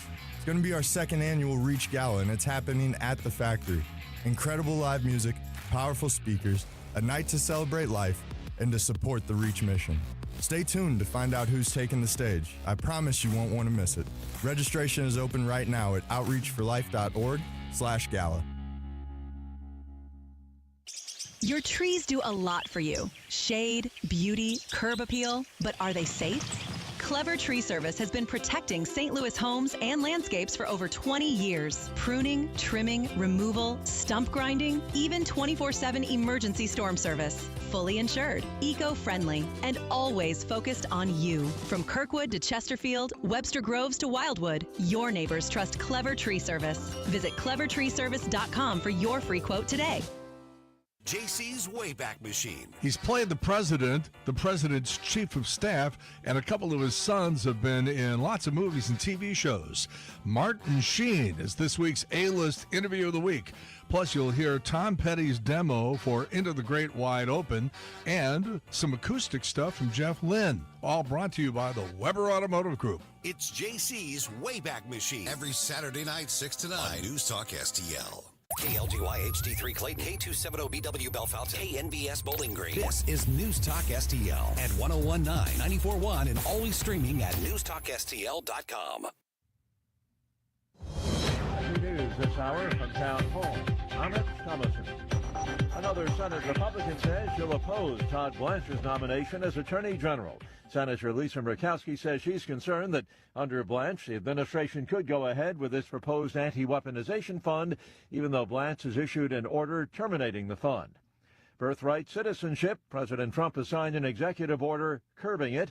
White House Deputy Chief of Staff Stephen Miller says a second executive order tackles birth tourism. The idea that people come here pretending to be a tourist, pretending to be a visitor, saying they want to go to Disneyland, they want to go visit a monument or go to a national park, but the real reason they're here is to have a child, to make that child an automatic citizen, leave our country, and then have a U.S. citizen child. It gives them access under this broken system to welfare benefits, ultimately to the voting booth, and all the other rights and privileges that belong solely to Americans. So that practice of birth tourism is, as of the signing of this order, hereby banned. Both executive orders are in response to a Supreme Court ruling that the president describes as unfortunate. It's been a deadly school shooting near Bangkok, Thailand. A witness told reporters students at the Debsurin Nonthaburi school hid inside a classroom while they heard gunshots from another building before police officers cleared a way for them to leave. About an hour after the shooting, people stood outside the school comforting one another, and police and first responders walked around inside the school. Deputy Interior Minister Polapi Suwichi has told reporters 5 teachers died and that the shooter killed his 2 grandparents at home before going to the school. The minister also said the shooter had died at the hospital. I'm Charles Dillard. On Wall Street, the Dow futures are up 74 points. NASDAQ futures 165 points higher. More on these stories at townhall.com. Lanny went to college and racked up huge debt. A little bit over $100,000. For a degree he couldn't use? Now what? I had a friend that went to my computer career. They even helped him get hired immediately after graduation. One of the things I love about IT is that you can work from anywhere you want. You could become an IT pro in just months, including cybersecurity and the basics of AI with zero experience at mycomputercareer.edu. My Computer Career, an elite CompTIA certification partner. It worked for me, and I know it can work for you. This is one student's experience. Individual results vary. Alex Marlowe cuts through the political spin on the Alex Marlowe podcast. The economics of illegal immigration is so dumb. It's so stupid for Americans. We want American dollars to stay in America. That's how the economy grows. But if I pay an illegal alien and they send 50% of it home, the money doesn't go to American businesses. It goes to another country. Why do we want that? It's a race to the far left Islamist wing of the party. Subscribe for free today on Spotify, Apple, YouTube, or at Salem Podcast Network. From the News Talk STL Weather Center. I'm meteorologist Chance Koch with your first alert forecast. We're going to be tracking highs towards the upper 80s, an increase in our humidity. A few isolated showers and storms possible later on this afternoon, this evening. For the most part, a lot of us remaining dry into Saturday, 90 degrees, partly sunny skies. It feels like temperature close to 100 degrees. Then into Sunday, Monday, and Tuesday, continue to remain into the triple digits for the feels like temperatures. Partly sunny skies into Sunday, maybe a spot shower or two possible. For the most part, dry. Monday, going to be mostly sunny. From the First Alert 4 Weather Center, I'm meteorologist Chance Koch. This hour of News Talk STL brought to you by Window World of St. Louis. For replacement windows, doors, and siding, call 800-GET-WINDOWS. That's 800-GET-WINDOWS.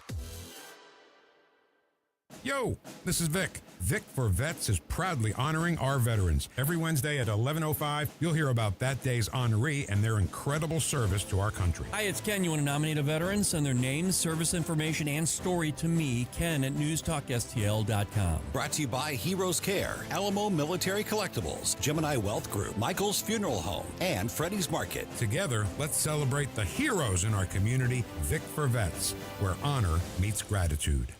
Hey, folks, Jamie Allman here for Newstedter's Fine Jewelry right there at Doherty Ferry and Big Bend, wowdiamonds.com. It's Wow Diamonds for a reason. These are beautiful lab-grown diamonds. They are gorgeous. They will blind you when you walk in and see them, but that's a good thing.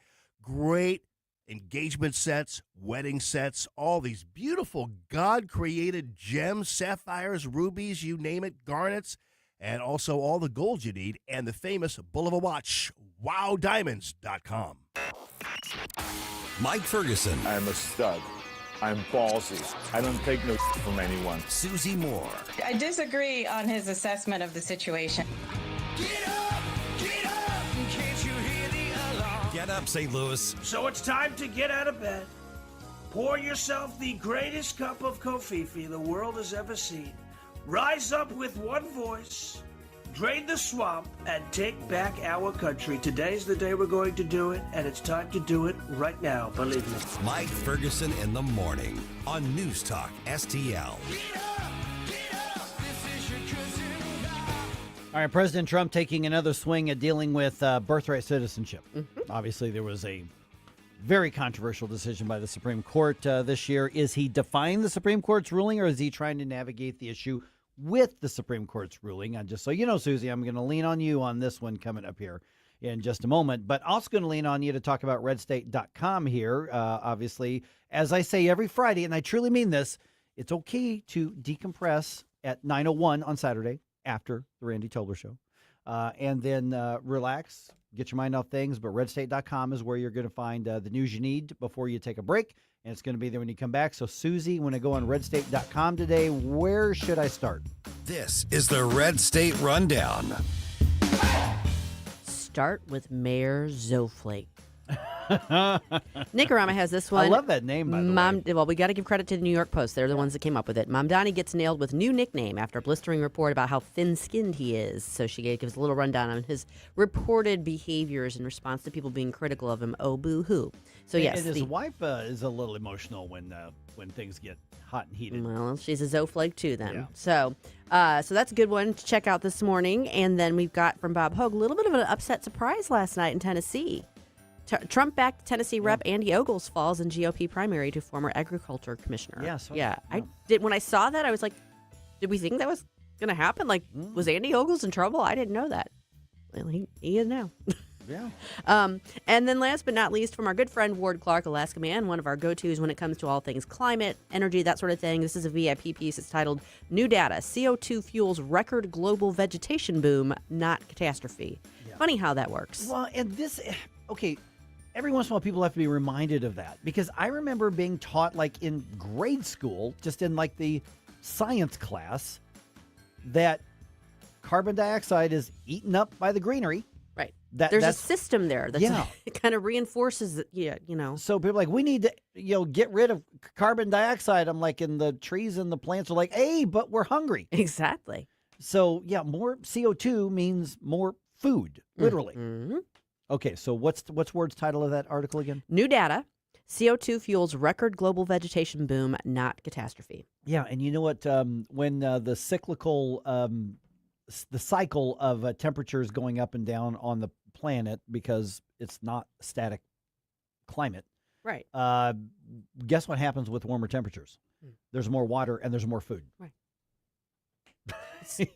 The climate changes as it's supposed to do. If it didn't ever change, we'd all be dead, frozen in time. We would be dead. Yeah. Yeah. Literally. So okay. All right. So 708. Okay. So President Trump signs a couple of executive orders here. Mm-hmm. So let's get into what they are and what they are not, because President Trump, as we know, there are some times where the Supreme Court's issued a ruling. He's like, nope, I'm doing it anyway. He has never done that. Well, but he'll come in and say, I may have a new approach to it, but I'm you know what? Joe Biden did that. Yeah. Donald Trump has never said, I'm going to defy what the Supreme Court just said. He has never done it. Find me the time that he said he's going to do it. I mean, he's like, well, I can't unilaterally do this tax, but I'll try it this way. And I'll try. He's tried other ways. He's tried to Right. find other ways around it, but he has never said, I'm going to defy what the Supreme Court said. He has said, but that's what they decided. I'm going to have to figure out a different way. So with the birthright citizenship thing, he's taking another swing at it. Yep. So let's look at what he's doing, because there's two of these, and they're two separate things on this. One of these, and they're targeting the birth tourism, because what the Supreme Court did not do was comment at all in that ruling on what immigration policy should be. No. That's a crucial matter here. So what is it that he's doing, because he's targeting this birth tourism, because there's some areas where there were already carve-outs, like, for instance, if you're a diplomat from another country, you have a baby while you're here. That doesn't count. Mm-hmm. And he's kind of expanding that in one of these, but that seems to be something that the Supreme Court did not touch, because there was already something on there. Yeah. So basically what he's doing, there's two different orders. One is it's formally classifying who is ineligible to take advantage of it. So it kind of like leans into the fact that there are exceptions to birthright citizenship. We've already recognized those. This is just kind of formally putting the decor around that, emphasizing that, if you will. And then the second one is clamping down on the practice where fraudsters are abusing the visa system. So in other words, like whether or not to grant visa, if there's indication that this may be someone who's going to try and take advantage of this, they're going to be scrutinizing that process much more closely. Okay, so let's make a hypothetical of who we're talking about here. What we're talking about is somebody coming from another country, because there was a whole-on, birth tourism industry from China. For instance, we know that exists. And so at this point, what we're saying is, I would say hypothetically, but it's a real situation, where if they're saying, okay, here's a woman who's 6 months pregnant and she's applying for a 6-month visa. Right. The Trump administration is saying, we've got the right to go, no, you don't get to come here. Right. Because of what you're doing. And to me, that makes perfect sense. It does make perfect sense. And to be clear, it's not just going to be, oh, you're a woman of childbearing age, we think you might be doing. This is going to be looking at like organizations. There are people that have come here to be part of this process to like help orchestrate this. So, I mean, they're going to be scrutinizing much more closely on those visa applications and being a lot more discriminating on that, and they can. Okay, so let's talk about the swing, I guess the sweeping elements of what he's doing with this executive, I guess, orders. I guess technically there were two of them. Mm-hmm. But what is it that he's trying to do now that we've got in the wake of that ruling here? Is it just the birth tourism, or are there other aspects of this that he's looking at? No, like I said, there's the two things. Yeah. The one non-exhaustively identifies certain categories of children of aliens who are not entitled to birthright citizenship consistent with historical exceptions. Okay, what's that mean in people terms? So basically, there are carve-outs to birthright citizenship. The easiest one to think of is diplomats. Mm-hmm. Like diplomats who are here representing another country, their children, their children are not entitled to birthright citizenship. So this is basically just putting the exclamation point on that. That's already part of our And that's process. never been really disputed. That is not. It's actually going along with what the Supreme Court said and just saying, yes, and we're putting the presidential seal of approval on that as well. Mm-hmm. We're just clarifying, like, these are the people that clearly are exempted from that. Yeah. And then the second one delegates presidential authorities to the Secretary of State, and the Secretary of Homeland Security directs them to halt the practice of birth tourism. So in other words, they can enact different policies, regulations that are going to help scan for and weed out people who are attempting to take advantage of that system. Mm-hmm. So that neither one of those in any way goes against what the Supreme Court said. Yeah. And that's why I wanted to start by saying the Supreme Court, when they issued that ruling on the 14th Amendment, which a lot of people didn't like, that's the ruling that I thought was going to be issued. But I guess people don't like it. But they didn't say what the immigration policy should or shouldn't be. It was just about, if you're born in this country, this is how we interpret the 14th Amendment. What happens before that, that's a matter for Congress and the president. Yeah. Stephen Miller gave some other examples of people that were going to be, kind of carved out in those exceptions. Alien enemies of the United States, so children of alien enemies. Okay. What would that encompass? I think that would be if somebody is from a country that has been designated an enemy or a group that has been designated like formally, then their children shouldn't be able to take advantage of birthright citizenship. Is that subject to challenge under that Supreme Court ruling? Anything is subject to challenge. Well, yeah, under the Supreme but I Court mean, ruling. more because, like, for instance, the diplomat one, that's pretty clear. I don't know that there'd be any controversy on that. Is someone going to sue on behalf of the children of people who are a part of foreign terrorist Yes. organizations? Probably. Yeah. Yes. Are they going to win? Probably not. I mean, this is a legitimate basis for excluding that extension. If you've already designated the parent as a member of a foreign terrorist organization or an alien enemy country, it's going to be kind of hard to say that you don't have the right to say, well, your kids can't come and become citizens. Yeah, become an anchor baby. Right. Basically. Because now, and the reason I asked that, and that may sound like a dumb question, maybe it is, I don't think it is. No, it's not a dumb But question it at all. comes down to is, because we're talking about the anchor baby thing, and somebody would say, but the whole question of that Supreme Court ruling was basically anchor babies, illegal aliens, and some of them came from hostile nations as well. And I know that Trump's executive order doesn't apply to anything retroactively. It's basically from this point forward, as the way I understand he was written it. I haven't looked at the actual verbiage, but I'm sure that that's probably the case. It's kind of hard to do things retroactively in most cases. Yeah. So in this case, basically, is this a matter of here's what we can do, and so we'll do that? And I'm sure now the diplomatic thing, I couldn't even imagine even the most fringe left would waste a lot of time or money on that. But the other stuff, they're going to argue, well, this kid, you just don't like the people from the Middle East, and like they're literally from Hamas, or what. Right. But they're like, well, that's the sins of the father, and that's not the kids. And the Supreme Court ruled, 14th Amendment says, that sort of thing. Yeah. So if it applies to the illegal aliens, then it should apply to them. I wouldn't be at all surprised if there are legal challenges to it. I also wouldn't be surprised if those fail. Do you think that there might be a renewed push for even tighter immigration restrictions in the wake of that 14th? Because to me, that was the message that should have been received as, okay, 14th Amendment means this is what the Supreme Court says. This is how we recognize it now. But you can shut down more immigration. That's not what was addressed in that. Well, we've already seen that. We've seen a number of Congress critters come forward with proposals to address specifically that. Now, will this Congress pass anything meaningful? No. No, not at this point, no. Which left-winger had the worst hot take of the week? Here are this week's contenders, and let us know who you think should be declared the worst. That's at 7:20. Before you blow us all away. Get up, can't you hear the alarm? My Mike Ferguson in the morning. Everybody wants me to dance. Could you imagine FDR dancing? On News Talk STL.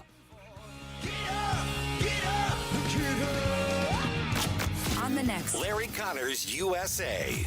The story behind the story. An American girl wins Olympic gold, but later is told she might never walk again. Larry Connors, USA. Now, weeknights 6 until 8 on News Talk STL. Connor Roofing. You can count on Connor. Connor Roofing is now a 2-time winner of the National Best of the Best Award for customer satisfaction for roofing, storm damage restoration, siding, gutters, both residential and commercial. Please visit ConnorRoofing.com for an estimate. And remember, you can count on Connor. Tim Jones and Chris Arps in the afternoon. Treasurer Vivek Malik. You know we can't do an interview without talking about one of your favorite subjects. That is Show Me My Money. ShowMeMoney.com. Exactly. Yes. Show me the money. All right, how much money are you holding and how much have you given back? We are holding about $1.5 billion of That's this incredible. money. Wow. And everybody should get on to ShowMeMoney.com and look up their name, and I say, come get your money. Indeed. Tim Jones and Chris Arps. Weekdays at 4 on News Talk STL. Hi, it's Ken Williams, and my favorite Capriati sandwich is the Capistrami. You've got hot pastrami, melty Swiss cheese, crunchy coleslaw, and zesty Russian dressing. What else do you need? I love Capriati's, and you will too. On Manchester at McKnight and Rock Hill, and now in Creve Coeur on Olive, just 1 mile west of 270. I'm Dr. TJ, owner of the Institute of Natural Health, co-owner of Optimal Nutraceuticals, and the host of Wellness One. Wellness One is designed to cut through the nonsense and provide you common sense science-based information regarding health and wellness. On the show, we discuss topics like thyroid health, gut health, hormone optimization, and many others. Our show airs Saturdays at 10 a.m. and 2 p.m. and Sundays at 11 a.m. and 3 p.m. right here on Newstalk STL. And you can visit us at inhstl.com. That's inhstl.com. Looking for insurance you can truly trust? Since 1986, Bahr Insurance Agency has been protecting families and businesses across Missouri and Illinois. Owner Cindy Blanton doesn't just offer one quote. She shops all the top carriers like Progressive, Travelers, Safeco, and more to find you the best rates. Whether it's your home, auto, toys, or business, we've got you covered. Visit us at Mid-Rivers Mall in St. Peters or call 636-812-2001. Bahr Insurance Agency, the company that protects, the name you can trust. Hey, thank you very much for taking my call. News, analysis, opinion. Yes, I just want you to know what a breath of fresh air you people are. 101.9 and 94.1 News Talk STL. The 80s. Never been a decade like it. Never will be. It's Flashback Friday. History repeats itself. Try and you succeed. Never doubt that you're the one, and you can have your dream. You're the best around. Nothing's gonna ever keep you down. You're the best around. And nothing's gonna ever keep you down. You're the best around. Nothing's gonna ever keep you down. Hey guys, Billy Crow here from Jeffco Patriot Radio. Hope you had enough time to freshen up your coffee, because now we're back with Mike Ferguson in the morning. Now, that's definitely Karate Kid. It is. That's We the have Karate- established yeah. that one. Yeah, yes. that's the Karate Kid montage right there. Yeah, very good. Good movie. I need to go watch that again. See, I like this. Comeback song, fight song kind of thing. Because I like when you said that, I'm like, okay, this is going to be like cheese-tastic, but in a really good way. Mm-hmm. Yeah, I like I said, I'm a So sucker. far, so good. Yeah, absolutely. All right, 7:20 right now. I'm telling you guys, the worst of the week candidates this week, they're doozies. I'm bracing myself. And just so you know, Jerome and Susie don't hear these before I play them. So they're hearing them for the first time. Our friends at the Media Research Center, as you know, they put together the worst hot takes of the week. You tell me who you think was the worst. And, of course, you can go and vote on the MRC's X Twitter page as well. Shall we get right to it? Sure. Let's do it. His diaper's always dirty. I think the guy's insane. Oh, what fresh hell is this? Got a teeny tiny penis. That's disturbing, but is it the worst media quote of the week? It was the worst. Here's our contenders. Option number 1, Lawrence O'Donnell claims Congress questioning Fauci is Stalinist. I will invoke my right under the Fifth Amendment of the Constitution. And that led Rand Paul to turn his hearing room into the most disgraceful Stalinist tribunal the United States Senate has ever seen. Option number 2, Rosie O'Donnell's voice takes us straight to Dante's Sixth Circle of Hell. His diaper's always dirty. I think the guy's insane. Da-da-da-da-da-da. He ain't no stable genius, got a teeny tiny penis, and he doesn't have a brain. And option number 3, D.L. Hughley goes mad for Mom Donnie, claiming he's putting Christians to shame. How is this a campaign promise and this socialism? Right.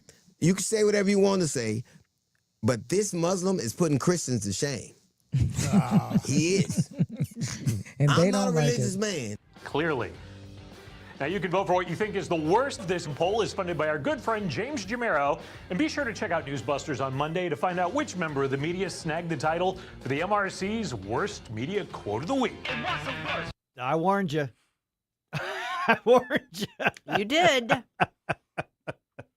All right, You jump ball. did. Who wants this one first? Who had the worst? Susie, you going to go first? Wow, that is stiff competition. And this week they are all, unique in their own way. Yes, They aren't similar. So you've got Lawrence O'Donnell the prig. Literally the dictionary definition. Yeah.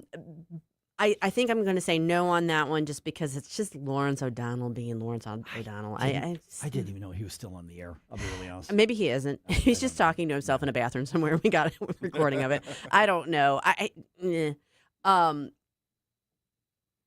Rosie, points for rhyming. I don't know. I guess that's Wizard of Oz reference there. Yeah. And then I've already forgotten what was the third D.L. one. Hughley?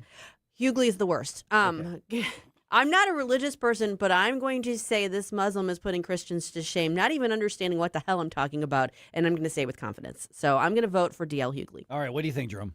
Lawrence O'Donnell. Okay.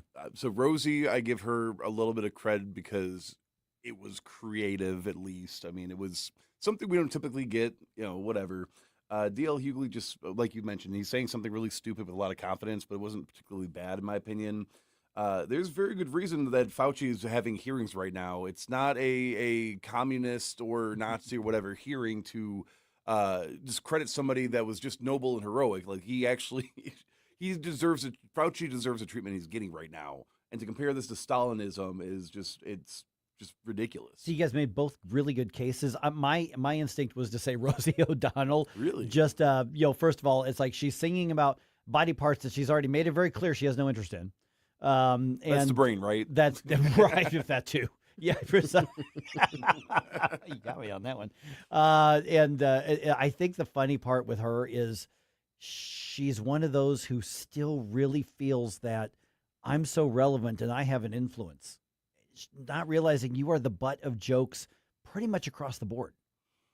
Yeah, it's so junior high that it's like you're doing everything that you all accuse him of doing and being, and you're being even more juvenile in the process. Yes, yeah, that's why I'm okay. Yeah, so we got 3 different votes here again, which again very very different. Any of them are legitimate contenders for the worst. So Monty says that Rosie was cringeworthy as well as dumb. Filthy Goat said, I thought Rosie was singing about Bayuk. Well, some of that would have been more applicable to Joe. Yes. I don't know. It's like, I feel like the ladies, because that was Rosie on The View, right? I don't remember where she did the thing, but I feel like she came back to The View this week or something, maybe. So it's like, a bunch of cackling hens getting around in a circle and like, we don't like him. I don't know. It's just, it is so very, exactly. It's like, okay, yeah, we get it. Good for you. Yeah, so edgy. She referenced genitalia. She's so edgy. Jeez. All right, so you go to the MRC on X, Twitter, which we've already reposted. I posted it to Rumble, Facebook, and X. Yes. Excellent. So you can vote then on Monday, find out who won or who lost, who lost the race or who won and was the worst of the worst. Right, exactly. All right, 7:26 here. All right, how closely did y'all cover the news this week? Okay. I've got a few multiple choice questions here. You're asking me. I know. I'm just saying. Let's everybody out there. So I'm going to ask the question. You can see if we can rapid fire answer them here. So how about this one? Multiple choice. Mitch McConnell has been released from A, a rehabilitation center, B, a hospital, or C, this mortal coil.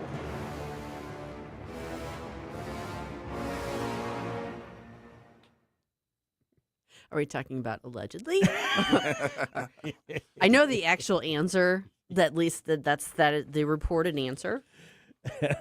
Feels like a trick question. Yeah. I mean, the reported answer is A.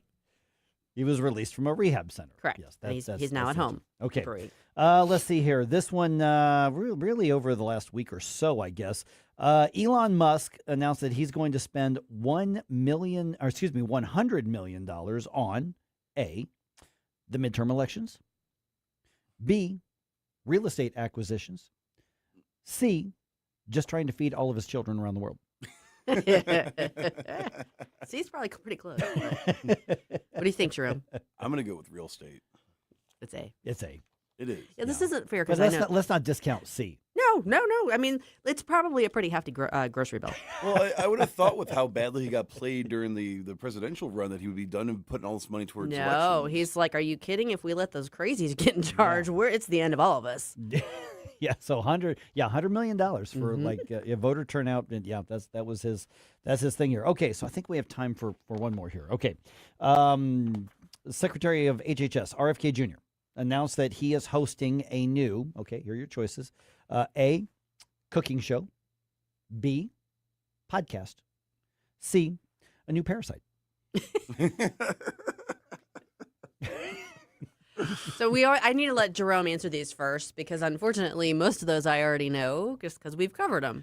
Oh yeah, so I have access to Google. I'm not using that, but you're the editor for Red State. So correct. So we've actually written stories on all three of these items.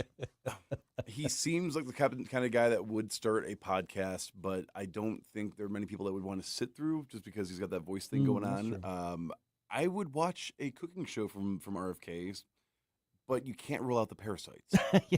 So I'm going to go with A this time. You're in luck, Jerome, because you too can watch Real Food from RFK Jr. Yay. It's all about eating healthy, and it's supposed to, he's going to have like celebrity chefs on, and it's going to be like basically using ingredients that are readily available that are healthy. The roadkill he hits in the way Yeah, there. no, I think they're going to leave roadkill out of it, but it's going to be basically readily accessible, healthy groceries and how everyone can learn to eat healthier in a pretty simplified way. And there is no confirmation that they're calling it delicacies with brainworm. Yeah, I don't know if that would go over for that. Probably not. But yes, think it okay. would. So I think we did well on how well we tracked the news.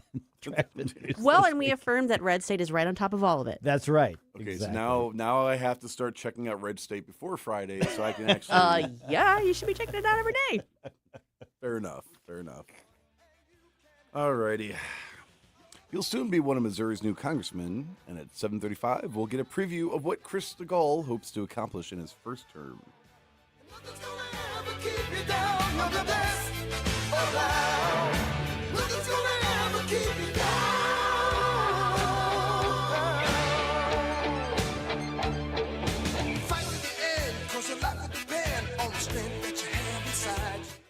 From the News Talk STL Weather Center. I'm meteorologist Shane Scott with your first alert forecast. We're going to be tracking highs towards the upper 80s, an increase in our humidity. A few isolated showers and storms possible later on this afternoon, this evening. For the most part, a lot of us remaining dry into Saturday, 90 degrees, partly sunny skies. It feels like temperature close to 100 degrees.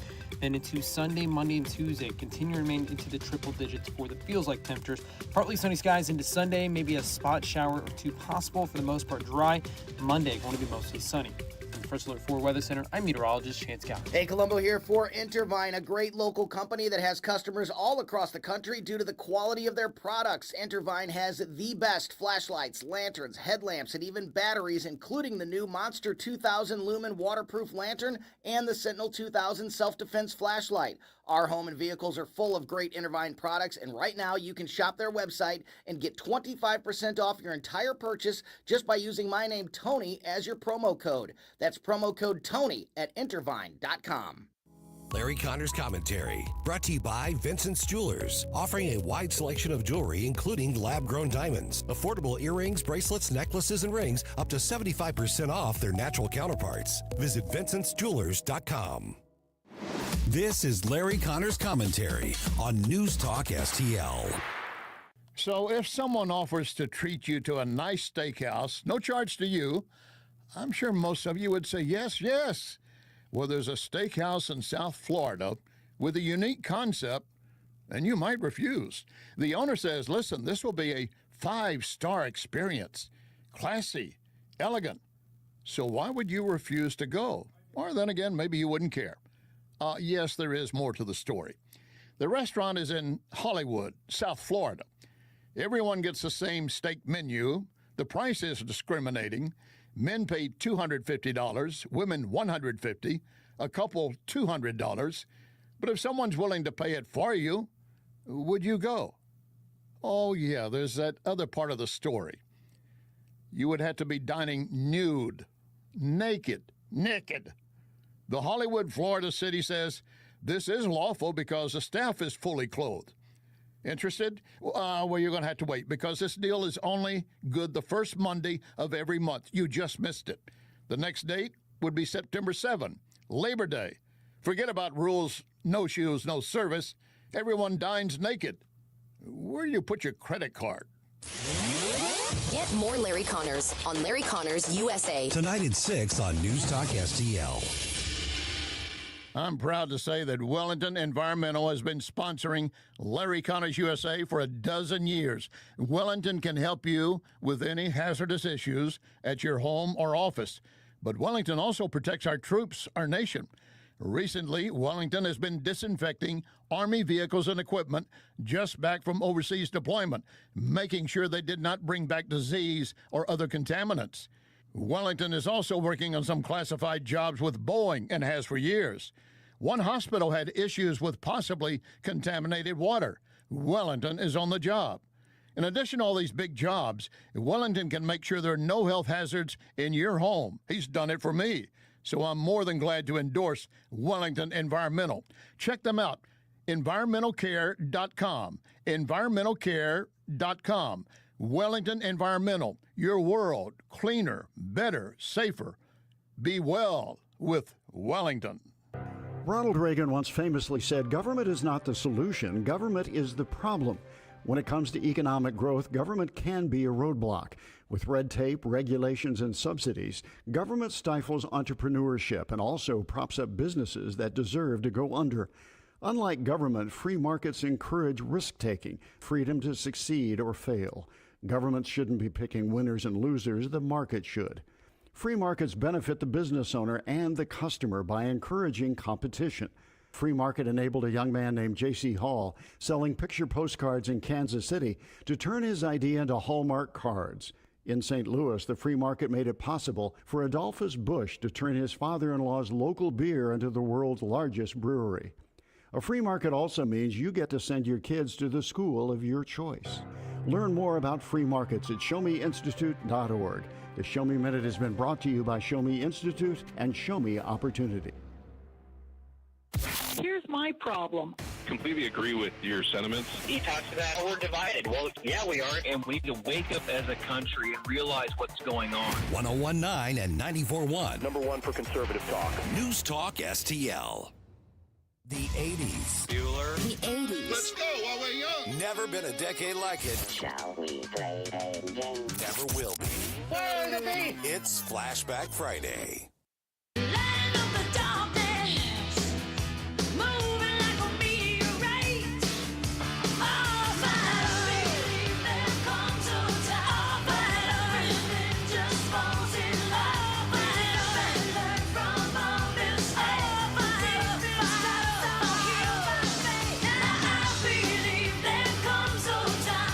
The Mike Ferguson Show is one of my favorite programs.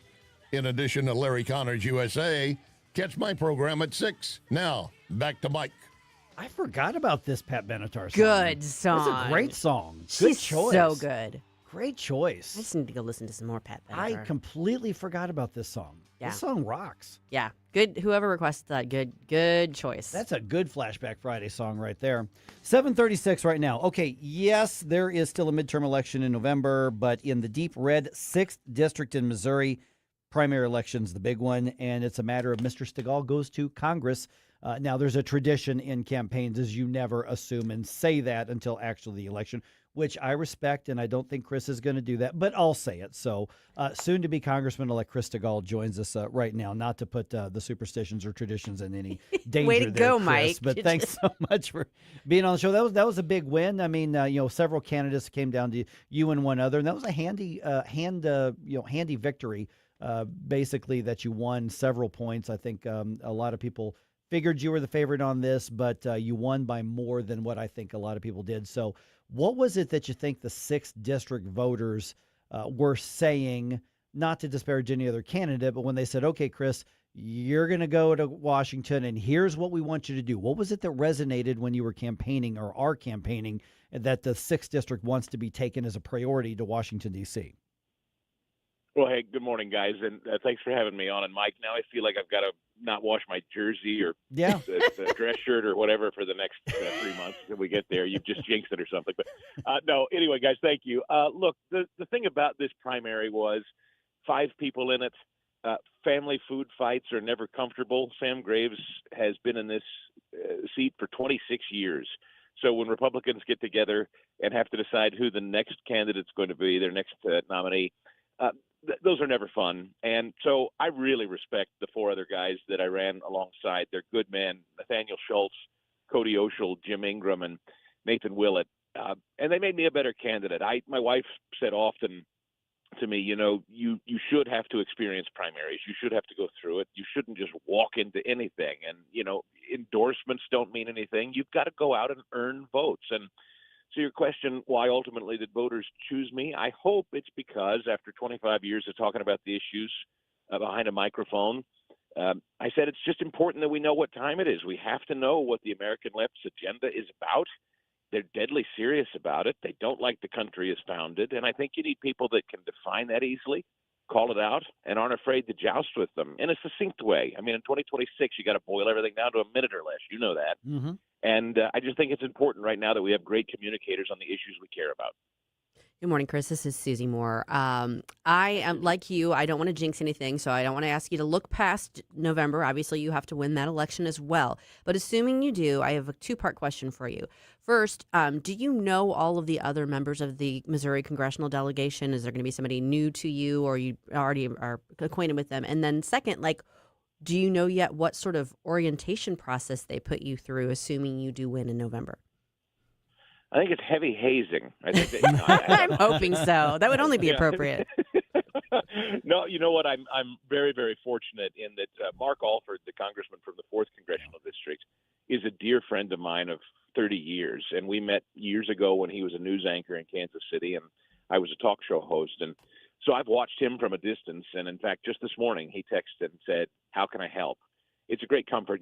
Representative Onder, Representative Burleson, Representative Smith, I know those gentlemen well, and they have all reached out to say they want to help or how can I help. And I'm eager to learn from them. There's a lot I don't know. You got to find the bathroom and where the light switches are and all of that stuff. I get that. But what I did tell House leadership is if we're fortunate enough to get there, I'd very much like to start messaging. I mean, that's the thing I know I can do.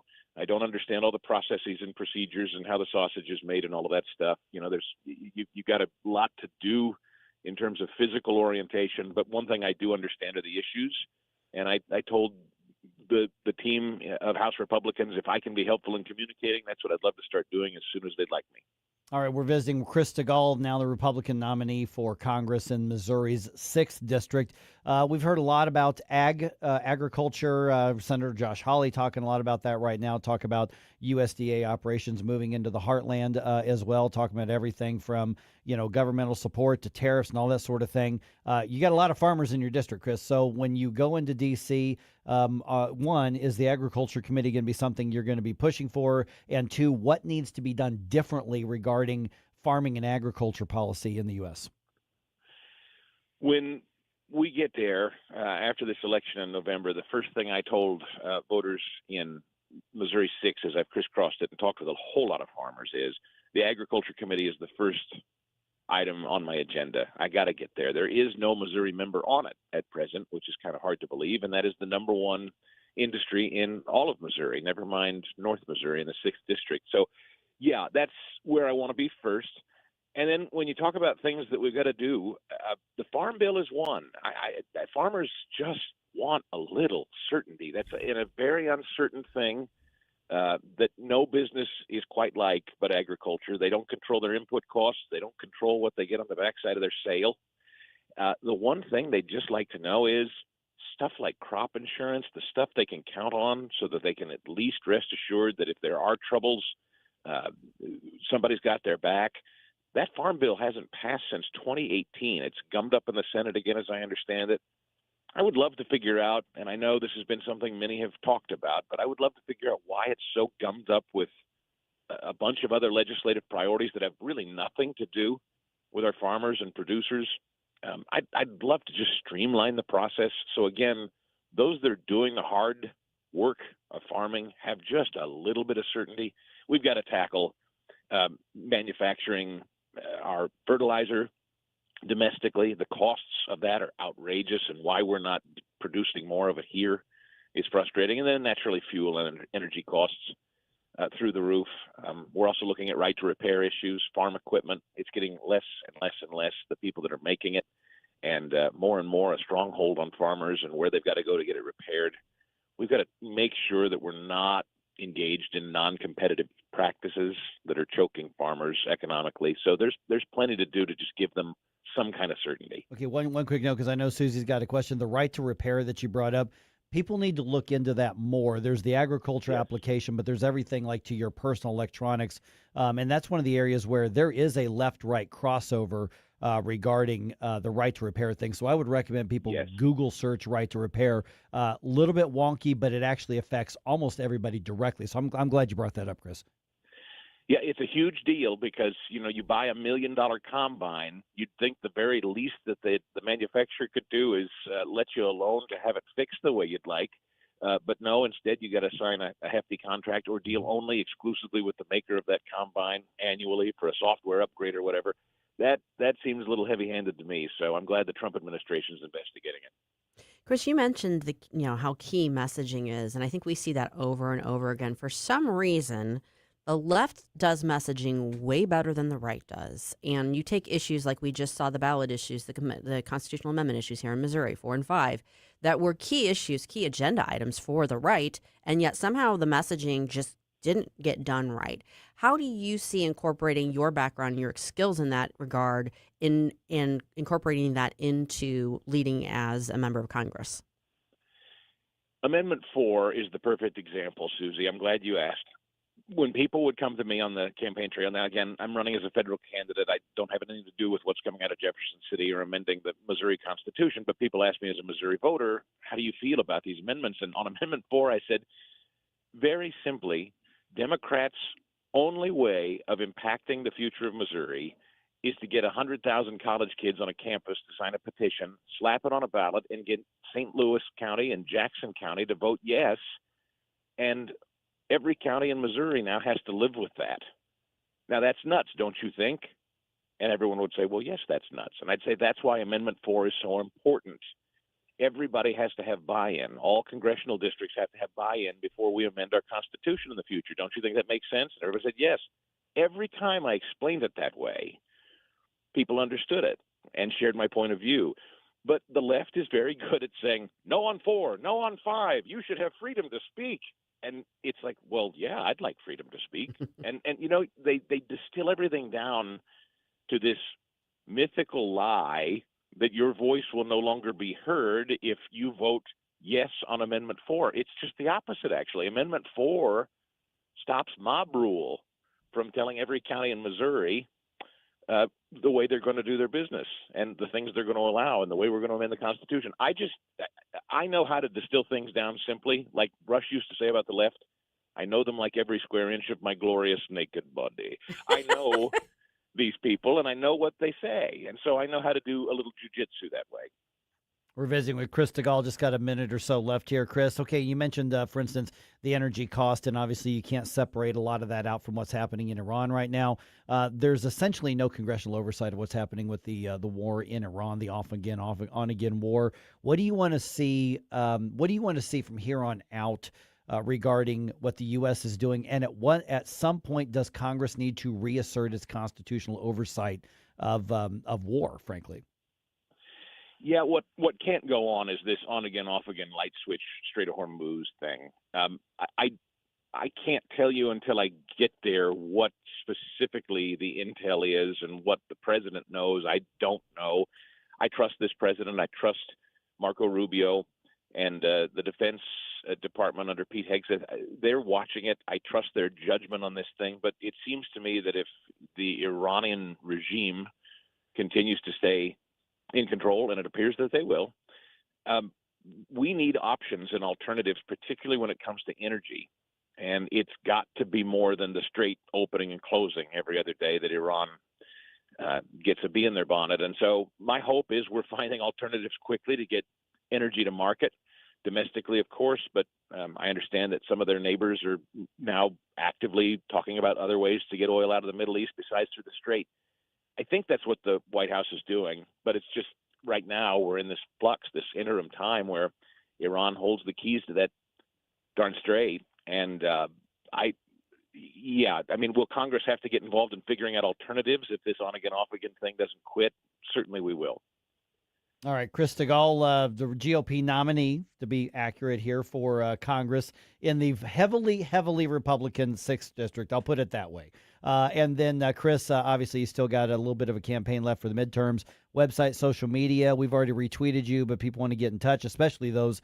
This is like right there in the 94.1 territory of News Talk STL. Hopefully, we'll have a regular conversation with you here on the show. I'd love it. StigallforCongress.com. Mike, Susie, I would love to be here as often as you'll have me, and I look forward to many, many conversations as we head to November. All right. We'll talk to you again soon, Chris. Thanks so much. Thanks, guys. Have a good weekend. Thanks, Chris. You too. We appreciate all of you who are tuning in and listening to us on the radio right now and watching us on the live streams. We love having you here with us, but we also recognize that you can't always be sitting at your computer, at your TV, or next to your radio. Maybe you don't have maybe you're not in your car, but you're traveling and you want to be listening to us and you want to be keeping up with what we're doing. Well, there's a perfect way for you to do it, and it's free. All you have to do is download the News Talk STL app, and you can listen to us anywhere, anytime.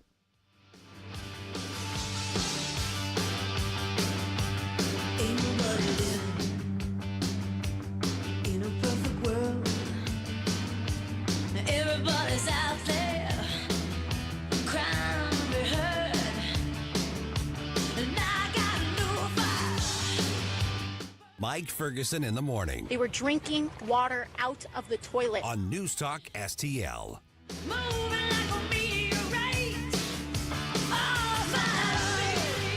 Bengal's restaurant offers an inviting atmosphere, neighborly service, and a vibrant happy hour scene, all in the heart of Warson Woods. From their kitchen to your plates, beloved comfort favorites like chicken parmesan and lasagna to steakhouse-style classics. Slide up to the vintage bar or hit the patio for happy hour specials every Tuesday through Friday. Bengal's Restaurant and Bar, 10017 Manchester Road. Check out the menu and reserve a table online at bengalsrestaurant.com. State Freedom Caucus Unfiltered, Sunday nights at 7 on News Talk STL. Hear all the behind-the-scenes stories about what the State Freedom Caucus is doing across the country, directly from the legislators and the people that are doing it. State Freedom Caucus Unfiltered, this Sunday night at 7 with your host, Tim Jones. State Freedom Caucus Unfiltered, now Sunday nights at 7 on News Talk STL. JC's Wayback Machine. He's played the president's chief of staff, and a couple of his sons have been in lots of movies and TV shows. Martin Sheen is this week's A-List Interview of the Week. Plus, you'll hear Tom Petty's demo for Into the Great Wide Open and some acoustic stuff from Jeff Lynne. All brought to you by the Weber Automotive Group. It's JC's Wayback Machine. Every Saturday night, 6 to 9. On News Talk STL. News Talk STL is proud to have Doug Voss of Safe Bunny Radio as part of our lineup each week. Doug has been a staple on the St. Louis radio airways for many years as one of the leading financial experts in the area. You can now hear Doug and Safe Bunny Radio every weekend on News Talk STL. But in case you miss anything, you can check it all out at DougVossSafeBunnyRadio.com. What else do our listeners need to know, Doug? Simply put, I focus on helping pre-retirees and retirees build, preserve, and protect retirement assets, and I've been helping my clients solve their insurance and financial needs for the past 33 years. I also strive to educate my clients on how to prepare for retirement, minimize the impact of market volatility on their assets, and deal with the challenges of increased longevity. Call me today at 844-676-SAFE. That's 844-676-7233. Doug Voss is a registered representative. Securities offered through DHL Securities, LLLP. Member FINRA and SIPC.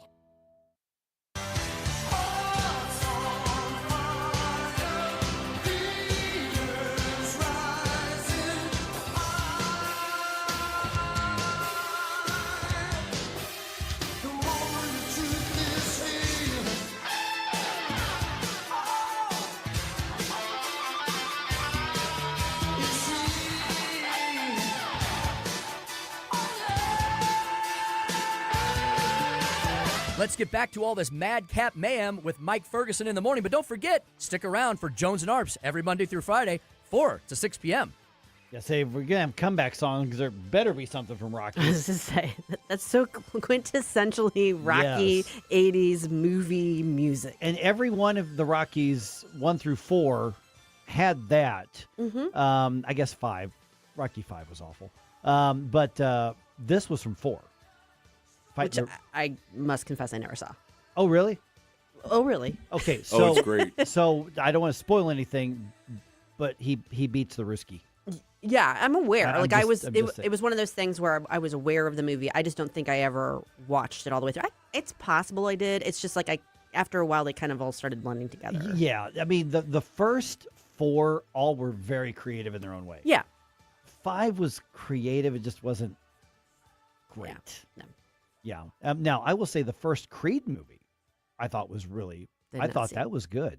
Yeah, not a lot of people did because it was much lower budget. And it was actually, Stallone didn't have much to do with it. He had to be talked into showing up in it. But I actually thought Creed was pretty good. And because I was like hesitant, I'm like, I don't know if I like this. They messing with one of my favorite franchises. But the first Creed, I haven't seen the one after that, but the first Creed was actually pretty good, I thought. Have you seen the other Creed? I haven't seen any. No, the first one I thought, clearly much lower budget, but I thought it was pretty good. I saw Rocky 1. I saw Rocky 4. Okay. 2 and 3 are excellent. I think Rocky 2 may be the best of all of them. Oh. I think I'm franchise fickle. Yeah. Like, I will grant you, like, I'll go see like a couple of movies in a series, but after like 2 or 3 of them, then I'm kind of like, well, yeah, we've done that. And I know they change it up. Yeah, but like right because but the franchises back then are different than the ones now. Because like right now they're on Fast and Furious what 168 or something like that. Yeah, I mean it might as well be a TV episode. Right. And I agree. Yeah. I think my brain just kind of starts losing interest. The one exception to that was Star Wars. Oh, right. Yeah. So that franchise kept me through the full 9, even though the ones in the middle weren't very good. Yeah. But yeah, I think I just kind of tune out. You can overdo them. You can. You can totally overdo them. And you're only talking about the first 6 Star Wars movies, not the Disney ones, right? No, I'm talking about all 9 Star Wars. All 3 of the 3 of the trilogy. Only 6 Star Wars? No, I'm talking about all 9. No. That kept me through the 9.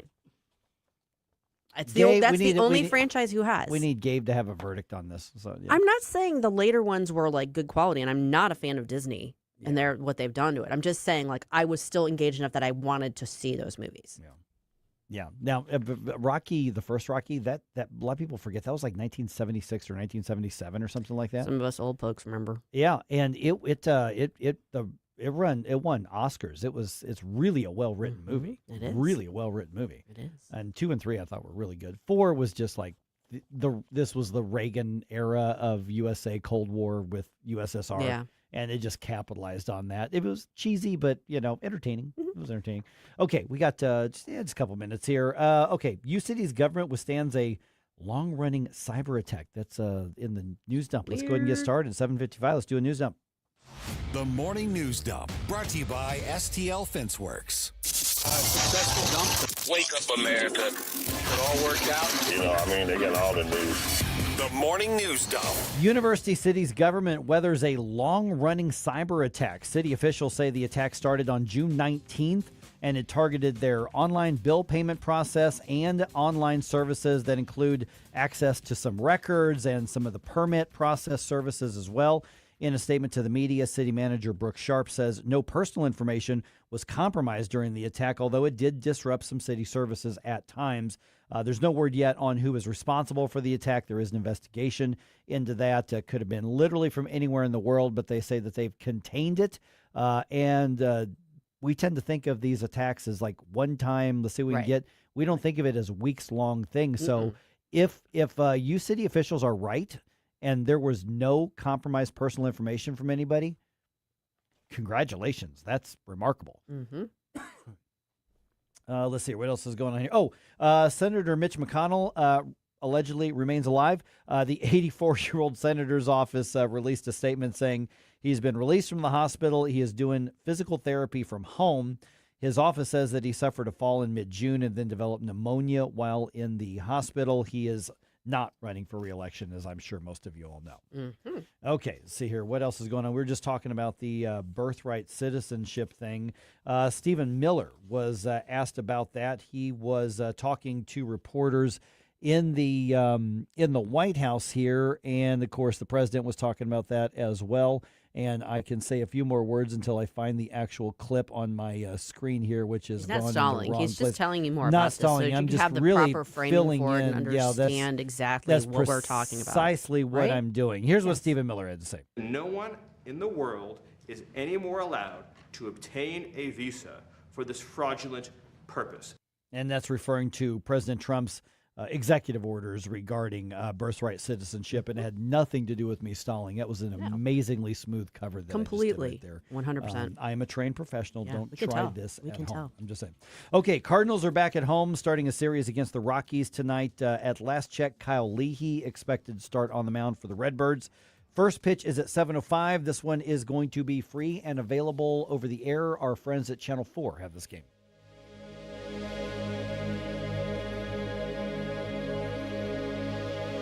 If you love your pet, which I know you do, then they deserve the excellent treatment and care they'll receive at Pacific Animal Hospital in Pacific, Missouri, a full-service veterinarian facility. Originally built and grown by my dad, Dr. Bill Jones, a new generation of wonderful veterinarians and staff at Pacific continue to provide outstanding medical, surgical, dental, boarding, and grooming services for your favorite furry friends. Our family entrusts the care of our pets only to the experienced docs and staff at Pacific Animal Hospital. You should too. Call them today, 636-257-2100, 24/7 at PacificVets.com, PacificVets.com.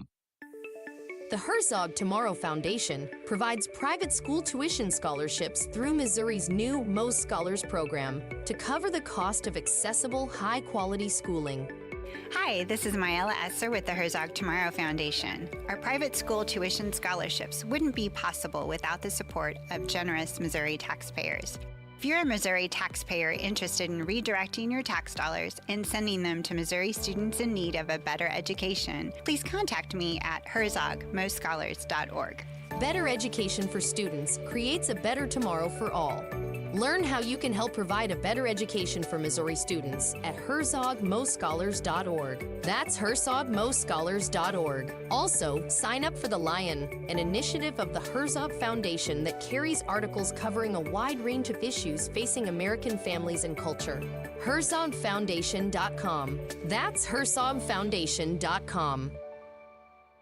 KLGY HD3 Clayton, K270BW Bellefonte, KNBS Bowling Green. This is News Talk STL at 1019, 94.1, and always streaming at NewsTalkSTL.com. Breaking news this hour from Town Hall. Amit Thomason. The robust American job market was anything but robust in July. The Labor Department reports employers unexpectedly cut 23,000 positions. The unemployment rate slipped to 4.1% last month as people left the job market. The fines imposed on Facebook and Instagram's parent Meta just keep piling up. The latest one, a $546 million penalty issued by a judge in New Mexico who found that Meta had failed to protect young people on its platforms. Meta begs to differ, says it will appeal. charged with starting one of the devastating Spokane wildfires. Police say the suspect has confessed. Aaron Farinacci is being charged with first-degree arson for allegedly sparking the Old Trails fire in Spokane. County Detective Michael Drapeau says Farinacci confessed to the crime and planned it for weeks. According to court documents, he looked up the work of a serial arsonist and purchased items to make an incendiary device. Police say Farinacci told them he knew it was going to get bad, but claimed he didn't intend it to grow as much as it did. They were kind of bent over and looked like they were doing something towards the tree line. Resident Paul Child is credited with leading police to the suspect after spotting a man standing by some railroad tracks and acting suspicious. My daughter was sitting on the porch out there, and she says there's a fire. I'm Jennifer King. Ukrainian long-range drones hit a warehouse in the Ural Mountains belonging to Russia's largest online retailer, the site of the attack, more than 1,200 miles from the border. Senator Lisa Murkowski has joined fellow GOP Senator Susan Collins in coming out against Attorney General nominee Todd Blanche. Has to do with President Trump's proposed weaponization fund, which Blanche has already pledged to shelve. On Wall Street, ahead of the opening bell this morning, Dow futures are up 173 points. More on these stories, townhall.com. Patrick was way behind on his IRS taxes. I was in way over my head. The total amount ended up being somewhere just over $30,000. $30,000. Then the IRS came to collect. Started getting letter after letter. A lien had been filed against me. They were going to basically hang me completely out to dry. He had to do something. That's when I reached out to Optima Tax Relief. Patrick's life quickly got a lot easier. It was very easy. Pretty much hands off, They picked up the ball and ran with it. And how'd it go? I couldn't believe it. I had to ask 2 or 3 times. I saved an incredible amount of money. How does Patrick feel about Optima? Couldn't be happier. They definitely helped me. Optima Tax Relief, the best place to call. They're the best in the business. Do what Patrick did and call Optima Tax Relief for a free consultation. Call 800-965-1433. 800-965-1433. 800-965-1433. Optima Tax Relief. Testimonial from an actual client. Some restrictions apply. For complete details, please visit OptimaTaxRelief.com. From the News Talk STL Weather Center. I'm meteorologist Chance Koch with your first alert forecast. We're going to be tracking highs towards the upper 80s, an increase in our humidity. A few isolated showers and storms possible later on this afternoon, this evening. For the most part, a lot of us remaining dry into Saturday, 90 degrees, partly sunny skies. It feels like temperature close to 100 degrees. Then into Sunday, Monday, and Tuesday, continue to remain into the triple digits for the feels like temperatures. Partly sunny skies into Sunday, maybe a spot shower or two possible. For the most part, dry. Monday, going to be mostly sunny. From the First Alert 4 Weather Center, I'm meteorologist Chance Koch. This hour of News Talk STL is brought to you by Stigall, serving investors for over 130 years. Contact your Stigall financial advisor at stigall.com. That's STIFEL.com. Hey, Jamie Ullman here for Window World. Did you know that Window World offers a lifetime warranty that covers all parts, glass breakage, and labor? They are one of the only 2 replacement windows with the Good Housekeeping seal of approval. Window World St. Louis has been owned and operated by a group of born and raised St. Louis residents for more than 23 years, and now Window World is offering 36 months same as cash financing with approved credit. Call them today, 800-GET-WINDOWS for a free in-home, no-pressure estimate. That's Window World at 800-GET-WINDOWS. Hey there, Chris Cooper here, your financial friend with Serenity Wealth Management. Tune in this Sunday for the Serenity Wealth Now show. This week, we've got special guests. Megan and Lisa, my friends with the Avalon Park Independent Community, are coming in to share some exciting news about the neighborhoods they're bringing right here to the St. Louis marketplace. So tune in, check it out right here on News Talk STL, Sunday morning, 9 a.m. or on Serenity Wealth Now social media outlets. We'll see you then. Serenity Wealth Now with Chris Cooper, Sunday mornings at 9 on News Talk STL. Investment advice offered through Fortis Capital Advisors, LLC. The Vic Porcelli Show. After the results of the amendments on Election Day, I need a psychiatrist. What? I'll be darned. We happen to have one coming on. Dr. Carol Lieberman, America's Psychiatrist, Thursday at 11:25. Weekday mornings at 9 on News Talk STL. Mike Ferguson. Boo! Relax, nerd. Susie Moore. And that would be a good time to respond with some applause. Get up! Can't you hear the alarm? Get up, St. Louis. That's a banana republic without the banana. Mike Ferguson in the morning on News Talk STL. Get up! This is your cousin. I try to do this on Fridays. There's a lot of news stories that we see that come across, the wires. They get drowned out by other stuff. Yeah. So here's some news stories that didn't involve politics or elections or wars or anything like that. I just thought to be fully informed, let's do well-rounded look at some of the other news. So the rest of the week's news here, okay? How about this? By the way, it's 8:06 right now. Let's see here. A 39-year-old man in Minnesota didn't like those kids on his lawn. Those pesky kids. Here's what was happening is that he lived in area. His name's Kyle Steffen, and he got really, really frustrated because the kids were using his property as a shortcut on their bikes, ruining his lawn. Oh, no. You know, they doing the ruts on there, killing the grass. You know, you do that enough. He kept telling them, stop, you're killing my, and they just kept doing it. They were doing them donuts on the big trikes? Yeah, even just going through, you know, wherever it was that they were to get from point A to point B, they weren't going around. They were killing the grass. And I was like, that's frustrating. Mm-hmm.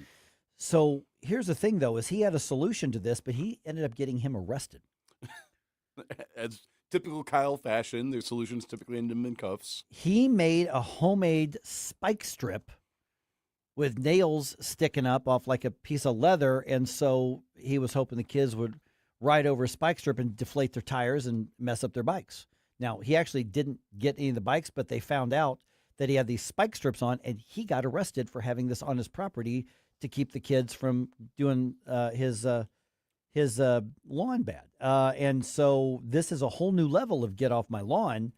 But he ended up getting actually arrested. The police, one of the mothers, of course, called police to report that he was yelling at their kids. And when they showed up, they saw a long piece of thick plastic set in the lawn with 43-inch sharp screws sticking up from the plastic. And then officers noticed that there were tire tracks from the bikes in his yard. And it appeared the neighborhood kids were just using that shortcut, going to a park. And so he admitted that he put the device there to keep the kids off the lawn, and they ended up arresting him for doing that. And my question is, why? It's his property. So the Home Alone movies were great. That being said, multiple felonies were committed by the little Kevin kid. Yeah. People don't seem to realize this. It is illegal for you to booby trap your own property.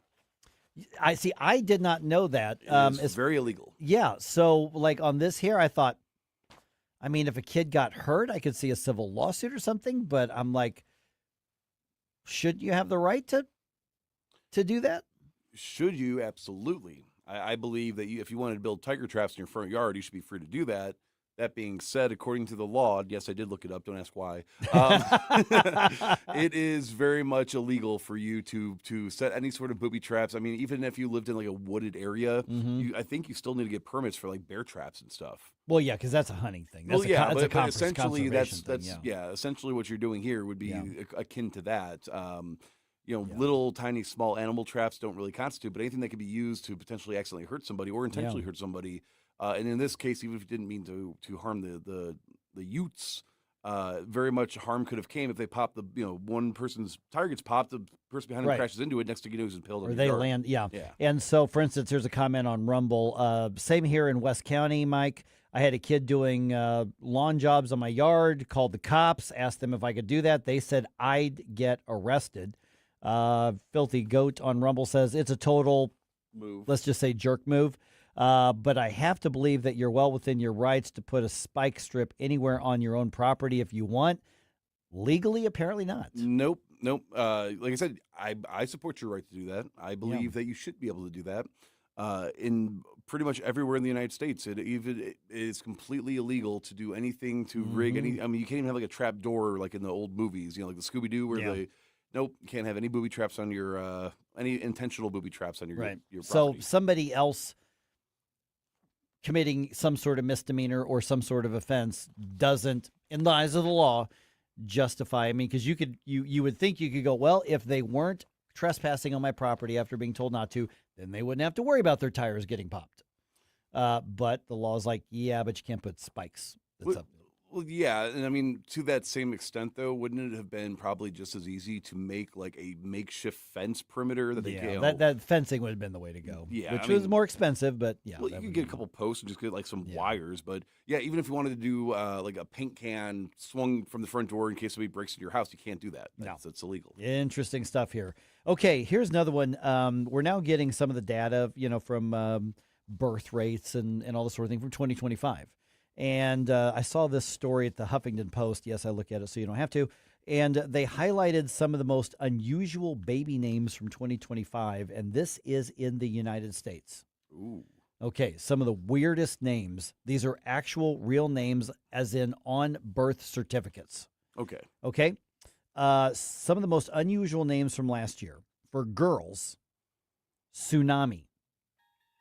Tsunami. Somebody named their daughter Tsunami. Is it spelled correctly? Yeah. So it's not like S-U-E, Nami? No. It's they spelled it correctly. And I'm guessing if it popped up, then there was probably more than one of these. Maybelline. Somebody named their little girl Maybelline. Well, that's like an actual name, though, isn't it? That's a makeup company. But I could have sworn Maybelline was just like an old-timey It pioneer does. It sounds days, like it could be. like a Little Home on the Yeah. Prairie, yeah. Somebody actually named their little infant girl Infant Girl. All one word, Infant Girl. I don't know why. Yeah. I think you're going to like this next one, though. Somebody named their daughter Beretta. Yes. Yeah, I That's figured a you'd good like that. name. Do you have a daughter we don't know about that you named Beretta? This is how I'm making my announcement to the world. There you go. Okay, so for boys, Howdy. Somebody named their son Howdy. Howdy. Somebody named their son Papa. Papa. Yeah. Somebody named their son Gator. Okay, that's a pretty cool name, though. Somebody named their son, I am not making this up, Demon. Not Damien? No, Demon. You're going to have some explaining to do for that one. Yeah. So some other names that were in there for girls. Let's see here. Aloe. I have met somebody named Aloe before. Aloe, yeah, really. Luxury. Luxury. Yep. That's their name. I've met at Hennessy before. Oh, wow. Yeah, inner-city schools. Ethereal. Earth. Yeah. Huh. Linen. Lenin? Linen. Linen. Oh, like the cloth. Like the cloth. And for some boys, Matrix, Decree, Chaos. Okay, that one's... They already knew what kind of kid they were having. Oh. Like, we know the rest of the family. We know what's coming here. I did see somebody... it was KMNOP. And it was pronounced Noel. Oh, for God. Because JKL, there was Noel. Okay, so I've just got a couple minutes. Let me just do some headlines here, okay? Obviously, we've heard a lot about in the last week or so the Democratic U.S. Senate candidate from Maine, Troy Jackson. Turns out he's got 2 kids with his life partner who is his second cousin. Remember, we talked about that. So, I mean, you know what? Why? Voters like politicians who are really into their family. I mean, you know what? He's a real family guy. We're just saying here. Anthony Fauci in his diaries, we're learning now that he was writing in his diary that he once left Julia Roberts starstruck.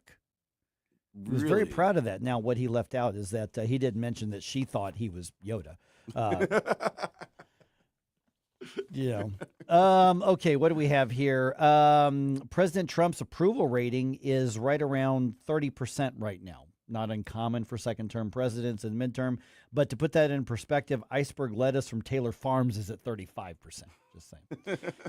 Let's see here. U.S. is under a heat dome, or the heat dome was kind of, so the heat dome is something that lingers on to make our life hell no matter how much we want it to go away. So kind of like Hakeem Jeffries and Mitch McConnell.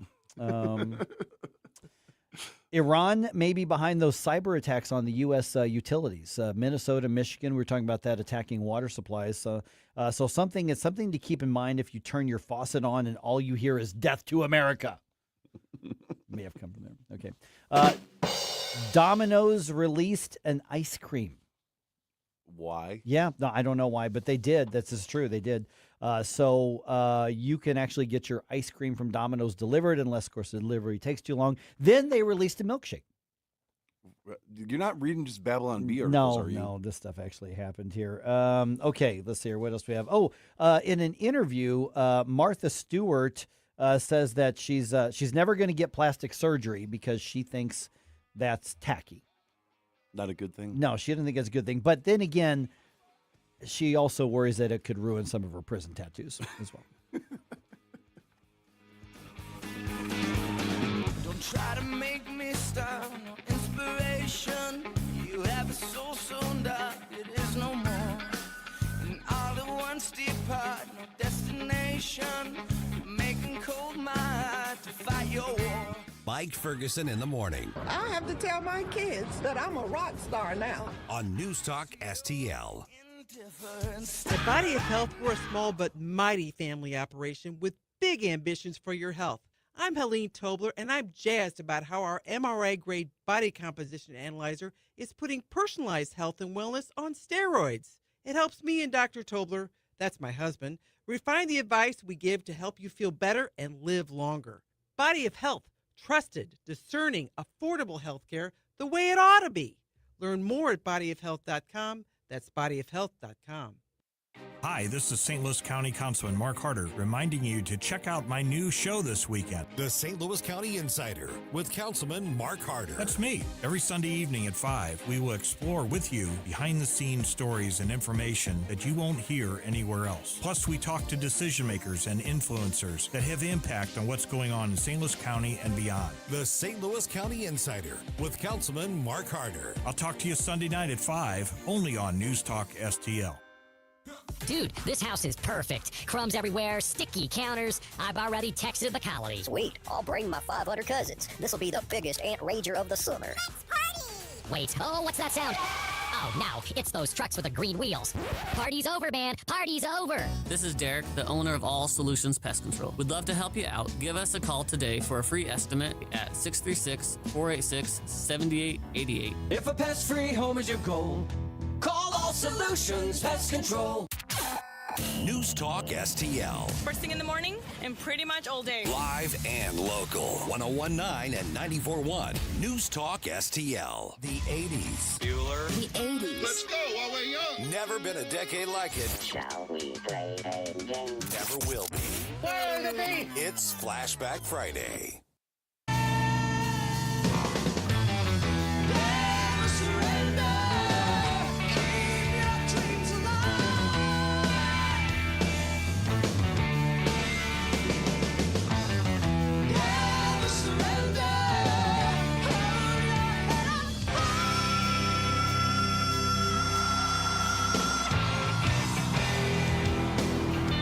Hey everyone, this is State Senator Nick Schroer. I am the host of Stand and Fight every Sunday night. Right now, let's hear more of Mike Ferguson in the Morning Show here on News Talk STL.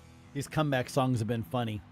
The fight comeback songs, because there's a certain cheesy factor, you know. Now, there were several songs called Never Surrender. Now, this is, it sounds almost like Triumph. Very good. Is that Triumph? Yeah. I'm not familiar with the song, but I'm like, that sounds like Triumph to me. Never Surrender by Triumph. Yeah. Canadian band, 1982. Very good band, actually. They apparently won quite a few awards for the music, and then they had a big fight and they just disappeared. They did come back this past summer and did a tour. Oh, wow. Yeah, they were actually at Riverport a few months ago. But yeah, that's this one was requested more than I was expecting. Very distinct, Triumph, because I think their biggest hit is one called Magic Power, which is a great song. Oh, yeah, nice. Yeah, it's a great one. Yeah, Triumph there. All right, these are fun because we got a few more of these here.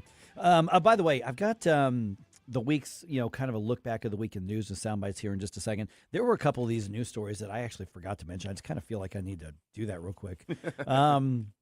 Today, because we have the days of the week that Susie does. Now, I think she mentioned this. Today's National Water Balloon Day. Oh, yeah. I think she did mention that on Monday. So, by the way, speaking of water balloons, whatever happened to Christine Ohm's husband's chest? Wow. Oh, sorry. I shouldn't have done that. Okay. Wow. Okay. I don't have anything appropriately to and then I saw this pop up on 2 or 3 different news sites. A steakhouse in Florida is offering nude dining the first Monday of every month. Did you see this? Larry Connors was talking about that. Yeah, nude dining. But you have to, it's like hundreds of dollars to get a reservation to do the nude dining. If you're a single man, it's like more than if you're a single woman, and couples, it's a certain amount. So first, that's their marketing. First Monday of every month, nude dining. The marketing on the first Tuesday of every month is a guarantee of a freshly steam clean chair that you've got. Okay, so all right, I want to do the kind of what the week sounded like in the news here, but after that, we noticed a trend. And at 8:35, we had a really interesting conversation with St. Charles County Director of Elections, Kurt Bahr. Of course, election integrity and accuracy, and that was a big part of not just his race, but a lot of these. And so there's an event happening in about 40 minutes in St. Charles County. If you want to see how they're going to do the audits and the hand counts, you can actually do that. So we're gonna go back to that conversation right around 8:35. But we did notice both he and Secretary of State Denny Hoskins noticed there was a big uptick in nonpartisan voting. So people who showed up and like, I want to vote on the amendments, but I don't give a crap about the Democrats or the Republicans, local or statewide or anything. I'm curious what people think about that. But when you look at the news, not just around the area, but around the country, another really eventful one. So here's what the news sounded like this week right here on News Talk STL. Do I believe we're going to have to go in and bomb the hell out of him? Probably, because I don't, unless there's a regime change. Will Fauci ever be held accountable for what he did to the American people, how he repeatedly lied, how he imposed pain and suffering on Americans beyond all belief, especially to our young people? Will he be held responsible for any of that? I doubt it. The Rittner School District is taking a stand to protect its families from ICE. I was disappointed with Jeanine Pirro, really disappointed with Jeanine Pirro. She folded like an umbrella. Hey, Cardinal fans, Lars Newpart here. It's an emotional time for me. I just want to thank you guys for everything. At issue is not the number of signatures turned into the challenge, the new congressional map, but the fact that the referendum itself is null and void by virtue of the fact that it is unconstitutional. Look, I think Missourians are generally conservative. I just think Amendment 4 and 5 failed the KISS principle, and that is keep it simple, stupid. So I want the citizens of St. Louis County to understand something that gets lost in these conversations. This is not a spending problem. This is a revenue problem. This is a revenue crisis. Let's find ways to cut spending. And let's look very closely at what are we spending our money on, how are we spending it, and what can we do without. I'd rather make a deal because I don't want to kill people. He already had that auto pen pardon. He has immunity. You can't come in and take the fifth. He took it so many times, I started calling him Dr. Fifth. It is an absolute joke. This guy needs to be charged. We sent over a referral today to the Department of Justice. He can spend a year in prison for contempt of Congress. I hope they go after him hard. My guess is it's probably going to be another week or two before we get some sort of indication from the Department of Justice as to what they're going to do, if anything, with the Fauci stuff. And, of course, in the next week, I would not be surprised if we see more states jump into looking at investigations of Anthony Fauci at a state level. We're already seeing a few of those right now. Yeah, because when presidential pardons only apply to federal level things, they don't apply to state level things and vice versa. Right, precisely. So this is going to be – now, Susie made a really interesting point, is that when you've got, Florida and some of the other states, Republican attorneys general saying, we're going to start subpoena stuff, we're going to start doing investigations. If you can't get him at the federal level, we may be able to get him at the state level. And Susie pointed out, like, well, is that thinking far enough ahead? I mean, does that kind of justify him invoking the Fifth Amendment? Because anything that he would have said there, even if he was talking about, yeah, I did that back then. I even if he answered everything truthfully this time, which I don't think he's capable of. But then all of a sudden, do you just hand over evidence to state attorneys general in state courts? So the Fifth Amendment protects him on that. So are we not looking ahead enough moves on the chessboard by saying, well, the feds can't get him, the states go after him then? But I want somebody to go after him. That's why I think the DOJ is the best place. Yeah, and This is where having a lawyer brain would be helpful right now, because conceptually, I mean, that does make a lot of sense to he brought a whole legal team with him. I think he had several lawyers that were in that room with him, one of which I think got kicked out, but and deservedly so. But again, because the issue was he had already been given a federal pardon, I wonder if that changes his ability to plead fifth to protect himself from state level stuff. Well, that's probably one of the reasons he did. Yeah, but I mean, so if they were to find him in contempt for that, then they could force him to incriminate himself potentially at the state level? I don't know where this is going to go. I mean, I I say we just appreciate throw the him- effort. Don't get me wrong. I appreciate the effort. I just don't know where it's going to go. Just throw him in jail just to be safe. At this point, just get it over with.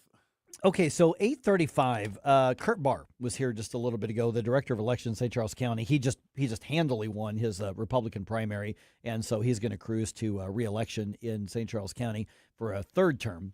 And today is a day where there's a big part of this election process, the post-voting part of the election, for those who are, skeptical about the machines counting the ballots. Well, they're doing a hand counting audit. He's going to tell us all about that. So 8:35, make sure you're checking out that conversation. But one of the things that Kurt posted the other day on social media I guess it was on Tuesday. And then at the same time, Tuesday or Wednesday, Secretary of State Denny Hoskins said that there was a marked increase in the number of people who showed up to vote but didn't want anything to do with the primary elections as far as the parties go. But they wanted the primary election ballot for the amendments. So clearly the amendments were driving people to the ballot. But while you're there, why not pick one of the party ballots and vote there anyway? People made it a point to show up and say, I don't want a Democratic or a Republican ballot. I want only the ballot issues. So they took nonpartisan ballots eschewing the parties. And at both the state level and local level, you saw more of that than anticipated. In fact, in Jackson County, on the other side of the state, the local election authority, they had to rush more nonpartisan ballots to some of the precincts because so many people were taking the nonpartisan one. I think that's fascinating. It definitely, based on my observations and the circles that I'm in, that definitely feels like they're trying to send some sort of message to the party heads on both sides saying, look, we're tired of this nonsense. We're still showing up to vote, and we're still letting you know we came to support or go against what we believe in, but we're not doing it on your behalf. We're doing it on our behalf. Yeah, so we do know that of the states where you register with a party, the party affiliations are down. Yeah. Now, sometimes that's hard to track. Like, for instance, in Missouri, technically, when you register to vote, you can register Republican, Democrat, Independent. I think you can register with one of the third parties, but it makes no difference. When you show up to vote, they still ask you which party's ballot do you want. So if like, for instance, I'm going to be changing my voter. I'm going to be moving here at some point, and I'm going to have to change my voter registration. So they're going to say, do I want to register as a Republican or a Democrat or independent or one of the others? I'm independent now. I'm not registered with a party. Now, I took a Republican ballot the other day, but so in Missouri, the numbers can be a little misleading because I think a lot of people, when we changed over to registering with a party, a lot of people don't even realize you can do that in Missouri. So by default, everybody's independent unless they say otherwise. So, but in other states, it's just standard that you pick a party or independent to register with. And in a lot of parties, once you pick that, that's the ballot that you get no matter what. Yeah, so I'm looking up right now. So according to Pew Research Center, they released a study in 2026, so a couple months ago actually. 29% of Americans call themselves or are registered as Democrats. 28% are registered as Republicans. The number one growing affiliation is actually independent. I believe it. And the data that I've been seeing shows that I think back like 5 or 6 years ago, you had maybe about 30% of people that were registered as an independent. Now it's 45%. Yeah, that does not surprise me at all. So that does not necessarily mean that they're not going to vote for something Democrat or something Republican or a mixture of both. But it's definitely, I mean, I think that's the cultural trend that we're in right now, is that people are just getting tired of feeling like I'm only voting for you because they might be worse or vice versa. And it doesn't feel like you're getting anything different, whoever you're electing. Now, there's probably, just having some experience in political science, there's going to be a certain percentage of those independents who are generally going to vote one way or the other, Republican or Democrat, no matter what, even though they're registered. But that tells me there's a growing number of people whose votes are up for grab every year. Yes.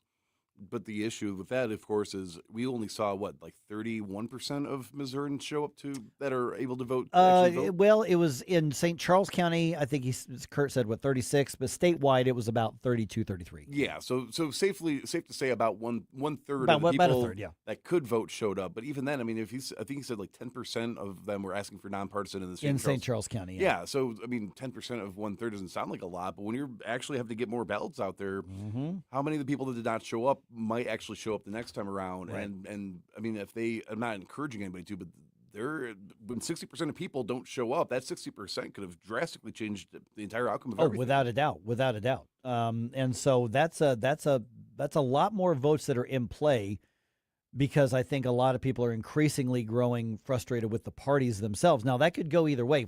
There could be, I suspect there are probably people who are saying, I'm done with the Republican Party. They become too centrist and too far to the left. There's others who leave the Republican Party saying they're still too conservative. I'm not sure at the national level you could accuse the Republican Party of being too conservative at the national level. It's conservative at the Missouri level, for sure. The Democrats, same thing. You could have people saying they have gone to the fringe and they're insane, and I can't do that. And there may be some others that say, well, they're just not far enough to the left for me. Yeah, no, precisely. The new right was what I'm calling the younger, people my age and younger that are actually starting to vote. The new right's looking at the Republican Party saying, you guys are basically just Democrats at this point. We need somebody that's actually right wing. And the new left is saying, you Democrats are basically just Republicans. You're too far right for what we want. And I think it's going to be very interesting in the next few years to see how this plays out. Political chaos. Yep. All right. Our conversation with Kurt Bahr, really interesting. You're worried about the integrity of the elections, the counting, the hand counting versus the machines tabulating. We asked Kurt Bahr about that about 2.5 hours ago. We're going to revisit that conversation right around 8:35. And if you're on your way to go somewhere right now, just remember, if you've got a phone, you've got a radio, if you have the free News Talk STL app. So if you haven't already, download that and bring us with you. Then you can hear this conversation even if you're not by your traditional radio.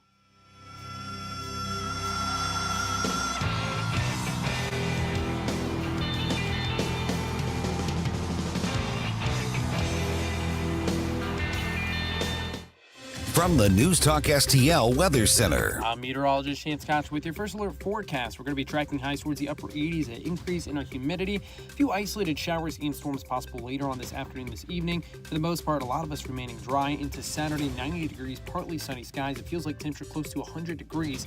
Then into Sunday, Monday, and Tuesday, continue to remain into the triple digits for the feels like temperatures. Partly sunny skies into Sunday, maybe a spot shower or two possible. For the most part, dry. Monday, going to be mostly sunny. First Alert 4 Weather Center, I'm meteorologist Chance Scott. Fox News Commentary with Kellyanne Conway. Next. Most investments today feel like second jobs. Real estate, you're a landlord. Stocks, you're a day trader. Crypto, you're a full-time researcher. You've got a life to live. Your investment should help you live it. That's why more Americans are choosing gold. Noble Gold has helped thousands protect their future with real physical gold. Visit NobleGoldInvestments.com to get your free wealth protection kit. That's NobleGoldInvestments.com. Past performance may not be indicative of future results. Investing in precious metals, including gold, involves risks. Consult with your tax attorney or financial professional before making an investment decision. Here's Kellyanne Conway. The Democratic Socialists of America are screaming DSA over USA. And if people actually listen to what they're promising and who they are, their own survey says 85% white, 80% with a college degree. This is not the old Democratic Party. These are folks who were told by the institution, the academic institutions, fork over six figures, get a degree with us. You can support yourself, have home ownership, maybe own a small business, be able to live the American dream, however you define that. And they're disappointed. Their grievances are weird, though, because if you actually listen to what they're promising, I don't think Republicans right now should just say, oh, socialism, socialism. They should explain to people what that means. That means no private ownership. That means health care for all, which sounds great but costs too much. And I actually think letting them talk and explaining who they are and showing who they are is a great benefit to the Republican Party. For more commentary like this, go to foxnewspodcast.com. Hi, I'm Rodney Wallner. And I'm Jen Wallner with the Wallner Home Selling Team at Berkshire Hathaway. Hey, Jen, how do you sell your home for top dollar? That's easy. Call the Wallner Home Selling Team at 314-810-SOLD. What if I want a flexible commission plan? Call the Wallner Home Selling Team at 314-810-SOLD. What's the best time to sell your home? Right now, call the Wallner Home Selling Team at 314-810-SOLD. For all your real estate needs, call the Wallner Home Selling Team at 314-810-SOLD. That's 314-810-SOLD. Stop before you dig. Click or call 811. Every dig, every time. Digging without having your underground utilities marked is like driving with your eyes closed. It's dangerous and irresponsible. Before you break ground, contact Missouri 811 online or by simply calling 811 to request a utility locate 3 working days before starting. Stop before you dig. Click or call 811. Every dig, every time. It's the law. Sponsored by Missouri 811. Looking for a hardware store that treats you like family? Welcome to True Value Schneider's Hardware, your local gem in Old Town St. Peters. For over 100 years, we're proudly serve you St. Charles County, providing everything from lawn and garden supplies to plumbing and electrical. Need a bolt or fastener? We've got you covered. And don't forget, we're a steel dealership. Whether you need sales, parts, or service, ask for Charlie or Jerry when you come in. We're here to help. Call 636-278-4461 or visit us online at truevalue.com/Schneiders. If you have a phone, you have a radio. Download the all-new NewsTalk STL app. Love the all-new NewsTalk STL app. On my way to work in the morning. Usually I'm in the car. I listen on the app in my car every morning going to work. Download the NewsTalk STL app and listen anytime, anywhere. The 80s. Excellent. Never been a decade like it. Never will be. It's Flashback Friday.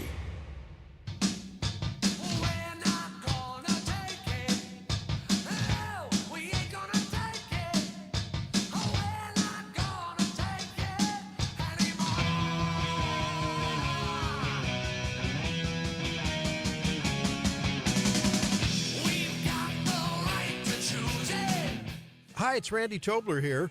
Pour a big cup of coffee and catch my show every Saturday morning from 6 to 9. Right now, it's back to Mike Ferguson in the morning here on News Talk STL. I've got a confession to make.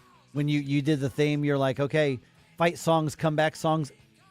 This one's so obvious, it did not even cross my mind. I can't even believe I missed this one. Oh, you can't have fight back songs about Twisted Sister. I completely overlooked this one as well. All right, 8:37 right now. St. Charles County Director of Elections, Kurt Bahr, was in the studio with us just a little bit ago, and I think it's worth revisiting this discussion because a big part of the election, the integrity part of the election, is actually happening today. And if you want to sit in and be there, you can do it. And also, we got into some of those tough questions on what or who is counting the votes and how do we know that they are accurate. And here is what St. Charles County Director of Elections, Kurt Bahr, had to say. Classic. See, 1984. Kurt Bahr with the Director of Elections of St. Charles County. So, it's Flashback Friday. We do here. It's all 80s bump music that's requested by the audience. Yeah, when I was in grade school.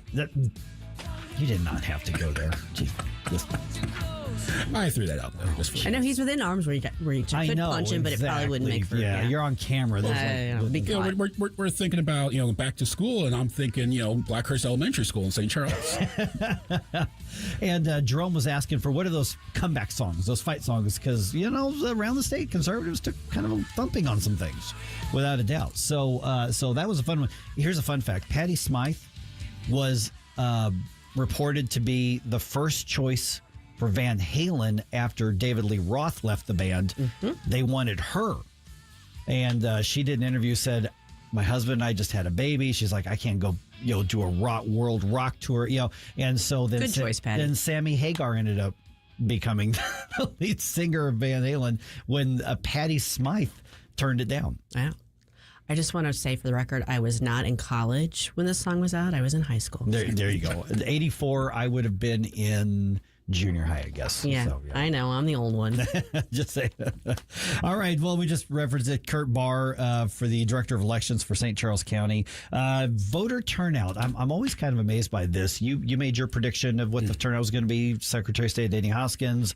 And you guys are pretty darn accurate on those. They basically came in about a third of the registered voters showed up. And I know there's a lot of people say, you mean 2/3 voters didn't show up? Yes, I lament that. But 32% in a primary election is pretty high, actually. Statewide, yeah, in St. Charles County was 36%. 36, okay. Yeah, so the average in St. Charles is 25%. which is a fourth. So a third is a lot better than a fourth when it comes to participation, and it looks like it was those constitutional amendments that drove that extra 10%. Yeah, I was surprised when I saw those predictions because I knew 2022 was a big primary year, and I was surprised when it was predicted to be outstrip that. But I think particularly in St. Charles with the county executive race and then the constitutional amendments, I guess that makes sense. Yeah, because statewide, I mean, we were just talking before you came in about, you put out a post about the nonpartisan ballots that were polled. There was a spike in that. It was almost 1 in 10. Yeah, 9% in St. Charles County, which normally we see 3, 4, maybe 5% for an August primary where people are selecting the non-party ballot with it's just the ballot measures. We actually had issues in some counties, not St. Charles, but some counties. They actually were running out of that ballot. Jackson County, and Secretary of State Denny Hoskins even proactively said basically what you said. We saw a really big increase in those nonpartisan ballots, and that tells me that it was those amendments 4 and 5 that people were making sure they were showing up to vote one way or the other on 4 and 5. But the constitutional amendments themselves, it's like I'm not voting on committee person or state rep primary or whatever it is, but I'm going to vote on 4 or 5. Yeah. I mean, do you think that's maybe the beginning of a trend? Are we going to see more of this? That is the question that I would love to answer. The answer, I think, is yes, but probably only a little bit. Anecdotally talking to people, they're like, yeah, my kid, they're like, I'm not taking a party's ballot. I only want this. I want that. Typically what we see is voters are thinking if they get the nonpartisan, they'll get both Republican and Democrat because they want to vote for everything like they do in November. And then they realize this isn't the ballot I want. They spoil it, then get one of the party's ballots. That's usually what we see. And so normally when people are pulling nonpartisan ballots, we end up spoiling that, giving them a party ballot. That's the norm. But this time they were asking for the nonpartisan and then voting the nonpartisan. They didn't want to select party. That's interesting. Okay, so the voting's over, but the election process is not. Correct. So you have something going on today, and I saw your post. That's why I wanted to talk to you about this today. So part of this process is happening today, and it directly, I think, answers some of the questions. And there was a lot of weird stuff that was out there during the campaigns, the election. But you're doing an audit, and this involves the hand counting. And my understanding is if anybody wants to come and watch this, they can do it in person. Absolutely. So 9 a.m. today at the Election Authority office, 397 Turner Boulevard, we are having the statutory mandatory hand count audit. So we will take our paper ballots, and then we randomize the list of precincts, and then whoever shows up, we'll say, hey, pick a number 1 through 117, the number of precincts we have. And then they'll pick a number, and then that'll correspond to a precinct. And then the state law says we have to, do a congressional race, we have to do a state rep race, we have to do a local judge race, all these different things.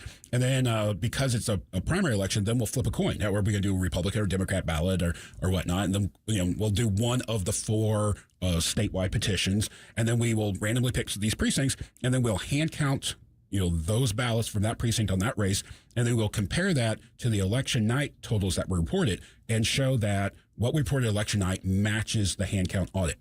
And this is just a double check to make sure that the machines are properly working. The other thing that we do is we'll take one of our machines and we'll rerun all the ballots in that machine a second time, and then look at today's results from election night's results to show that the machine is counting the same way a second time. And so this is just something that's done in every election in every county. And the Friday after the election is by tradition the day that most clerks throughout the state are doing this process. Mm-hmm. So what happens if the hand count total comes back different? So it's not uncommon for the hand count total to come off different a little bit the first time around. And then, the only way to check a hand count is to hand count again. So we'll do it again. And if it's different again, and sometimes that happens, we'll do it a third time. And generally what we've seen is the hand count is wrong.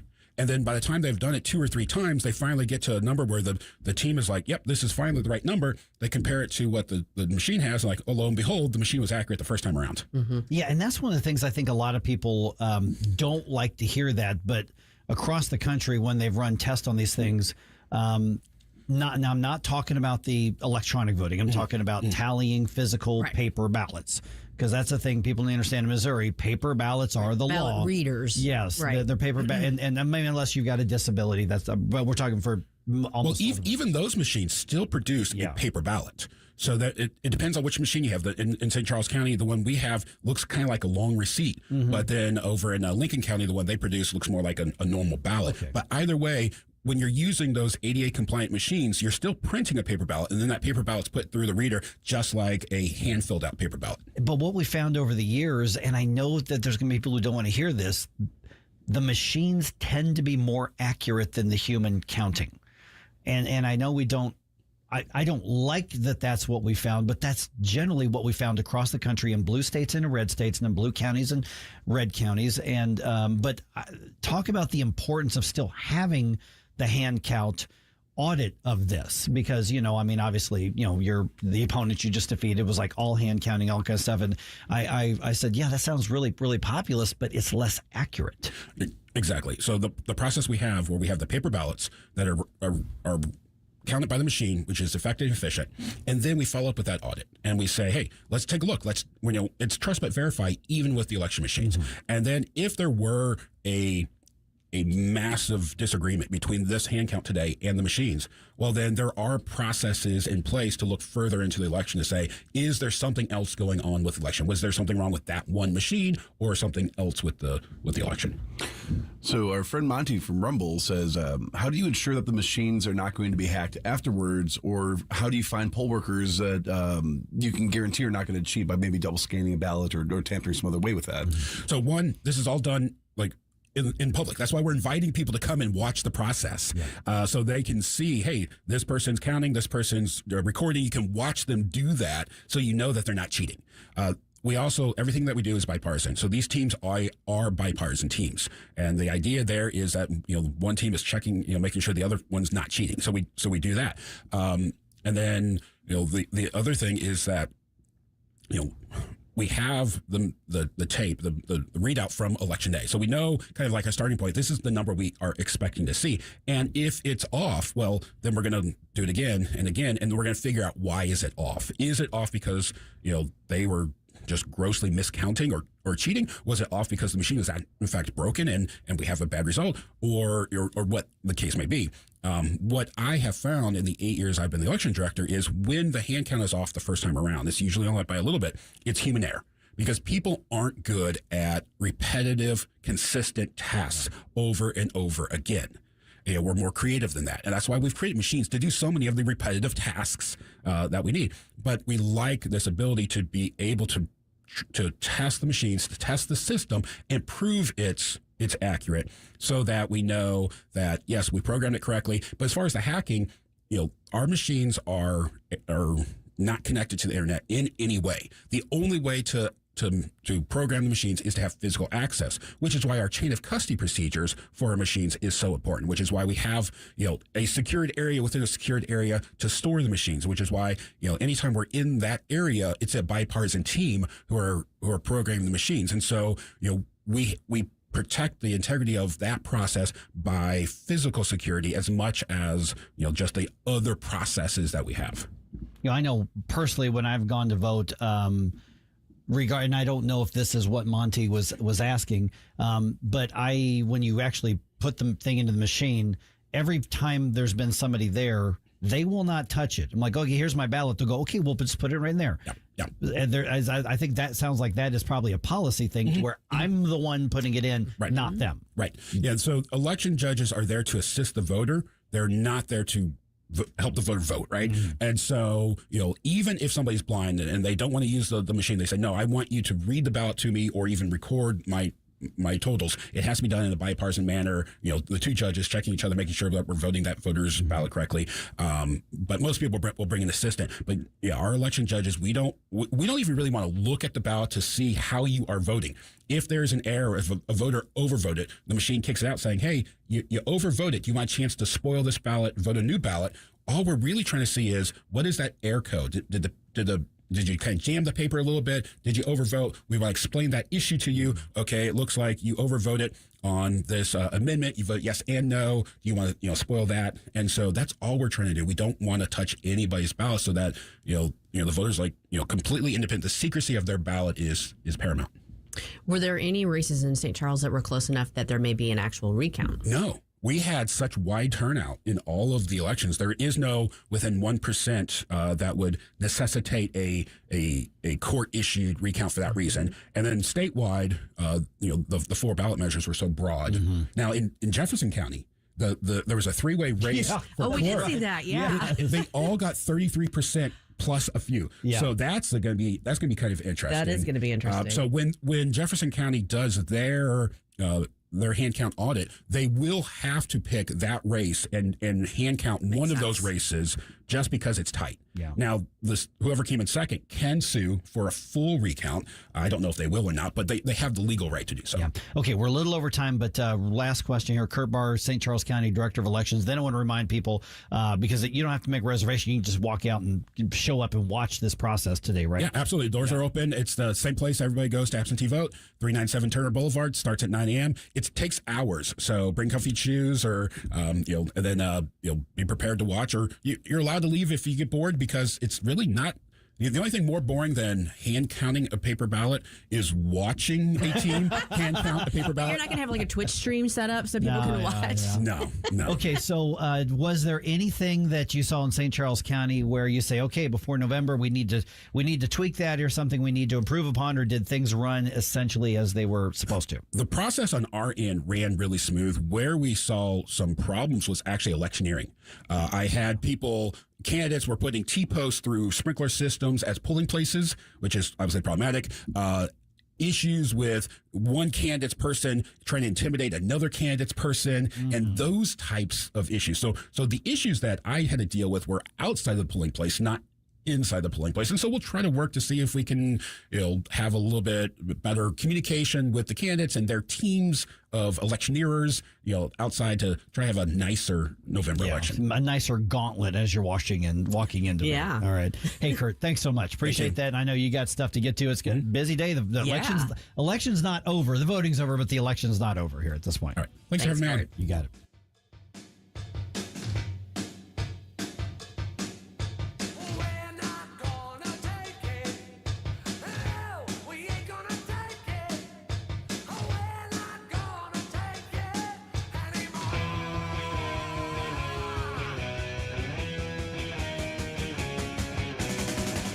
I'm Dr. Alan Link, owner of the Dental Link. You've heard ads about teeth in a day, but did you know that you will be chewing on plastic, acrylic teeth? Here at the Dental Link, we can give you porcelain crown and bridge teeth utilizing mini dental implants that function much more like real teeth at about half the cost. Plus, mini dental implants are less invasive, less painful, and your recovery time is much shorter. Give us a call at 314-794-6464 or simply visit us today at thedentallink.com. Are you struggling with life's pressures? The Flatline has answers. Join host Rick Hughes for biblical principles and learn how to build a spiritual flatline in your soul. Discover God's plan for your life. Sunday mornings at 9:30 on News Talk STL.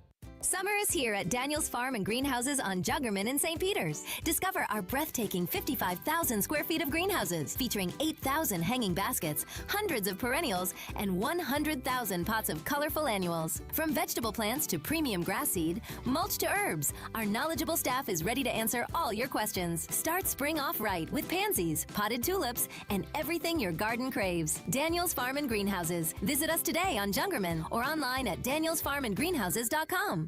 Do you owe the IRS $10,000 or more in back taxes? Are you being audited or investigated? Has the IRS sent you a letter demanding payment? You may not owe what they claim. Make this free call to the tax doctor now. Let them negotiate with the IRS on your behalf. 800-240-4586.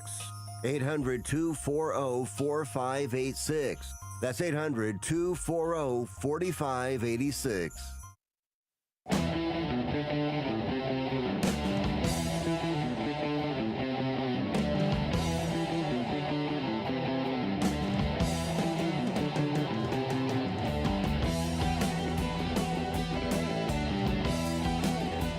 Love the music you hear on the morning show? Check out Mike's morning music playlist at NewsTalkSTL.com. Well, if I get this, the Trooper, right? Yes. Yeah, the Trooper, yeah.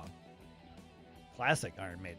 One of the only Iron Maiden songs I actually like, to be honest. Really? Yeah. I thought you would have been more of an Iron Maiden guy. No, I mean, I respect what they do, and they're definitely good. It's just, this is one of those that get the blood flowing, you know? Yeah. As far as those fight songs, comeback songs, and the video of this is like all old school warfare, like footage. The horse cavalry going out there, Yeah, it is. Yeah, Bruce Dickinson's a fascinating guy. Oh, yeah. I mean, probably genius IQ level. You look at his other things he's done, advanced degree. I mean, it is, the Trooper. So how many other, come on, let's be honest. How many conservative morning shows are playing Iron Maiden?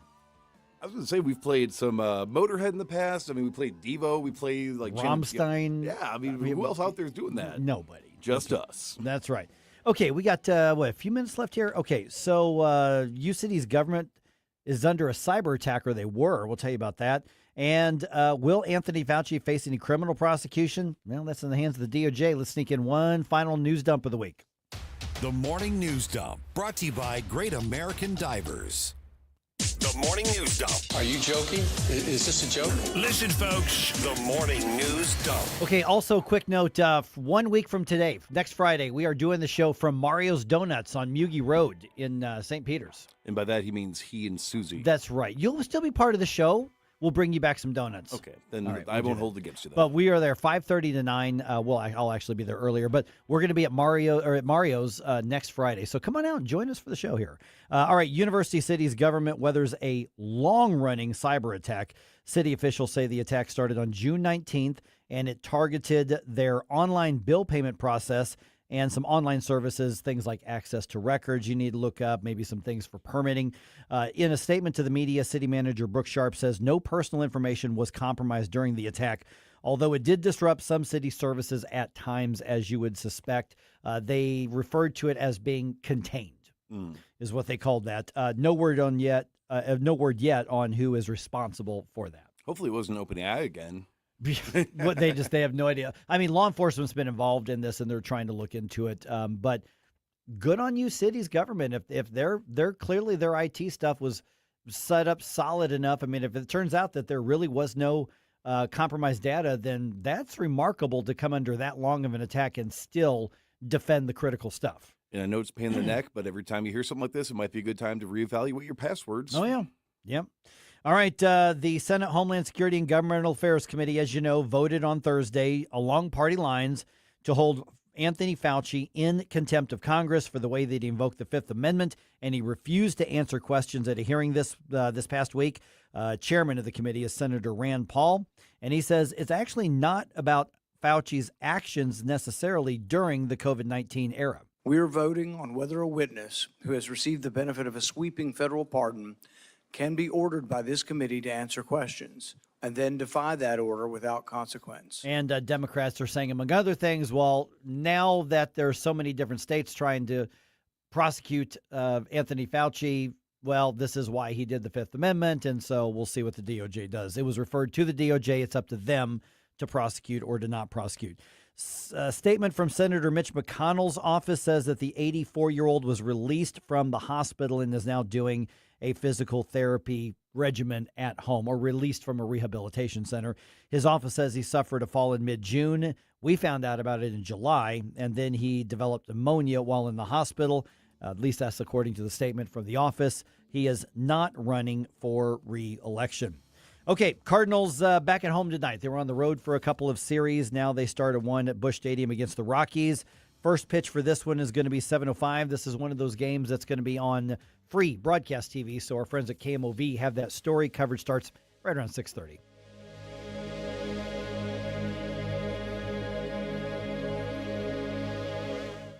Your trees do a lot for you.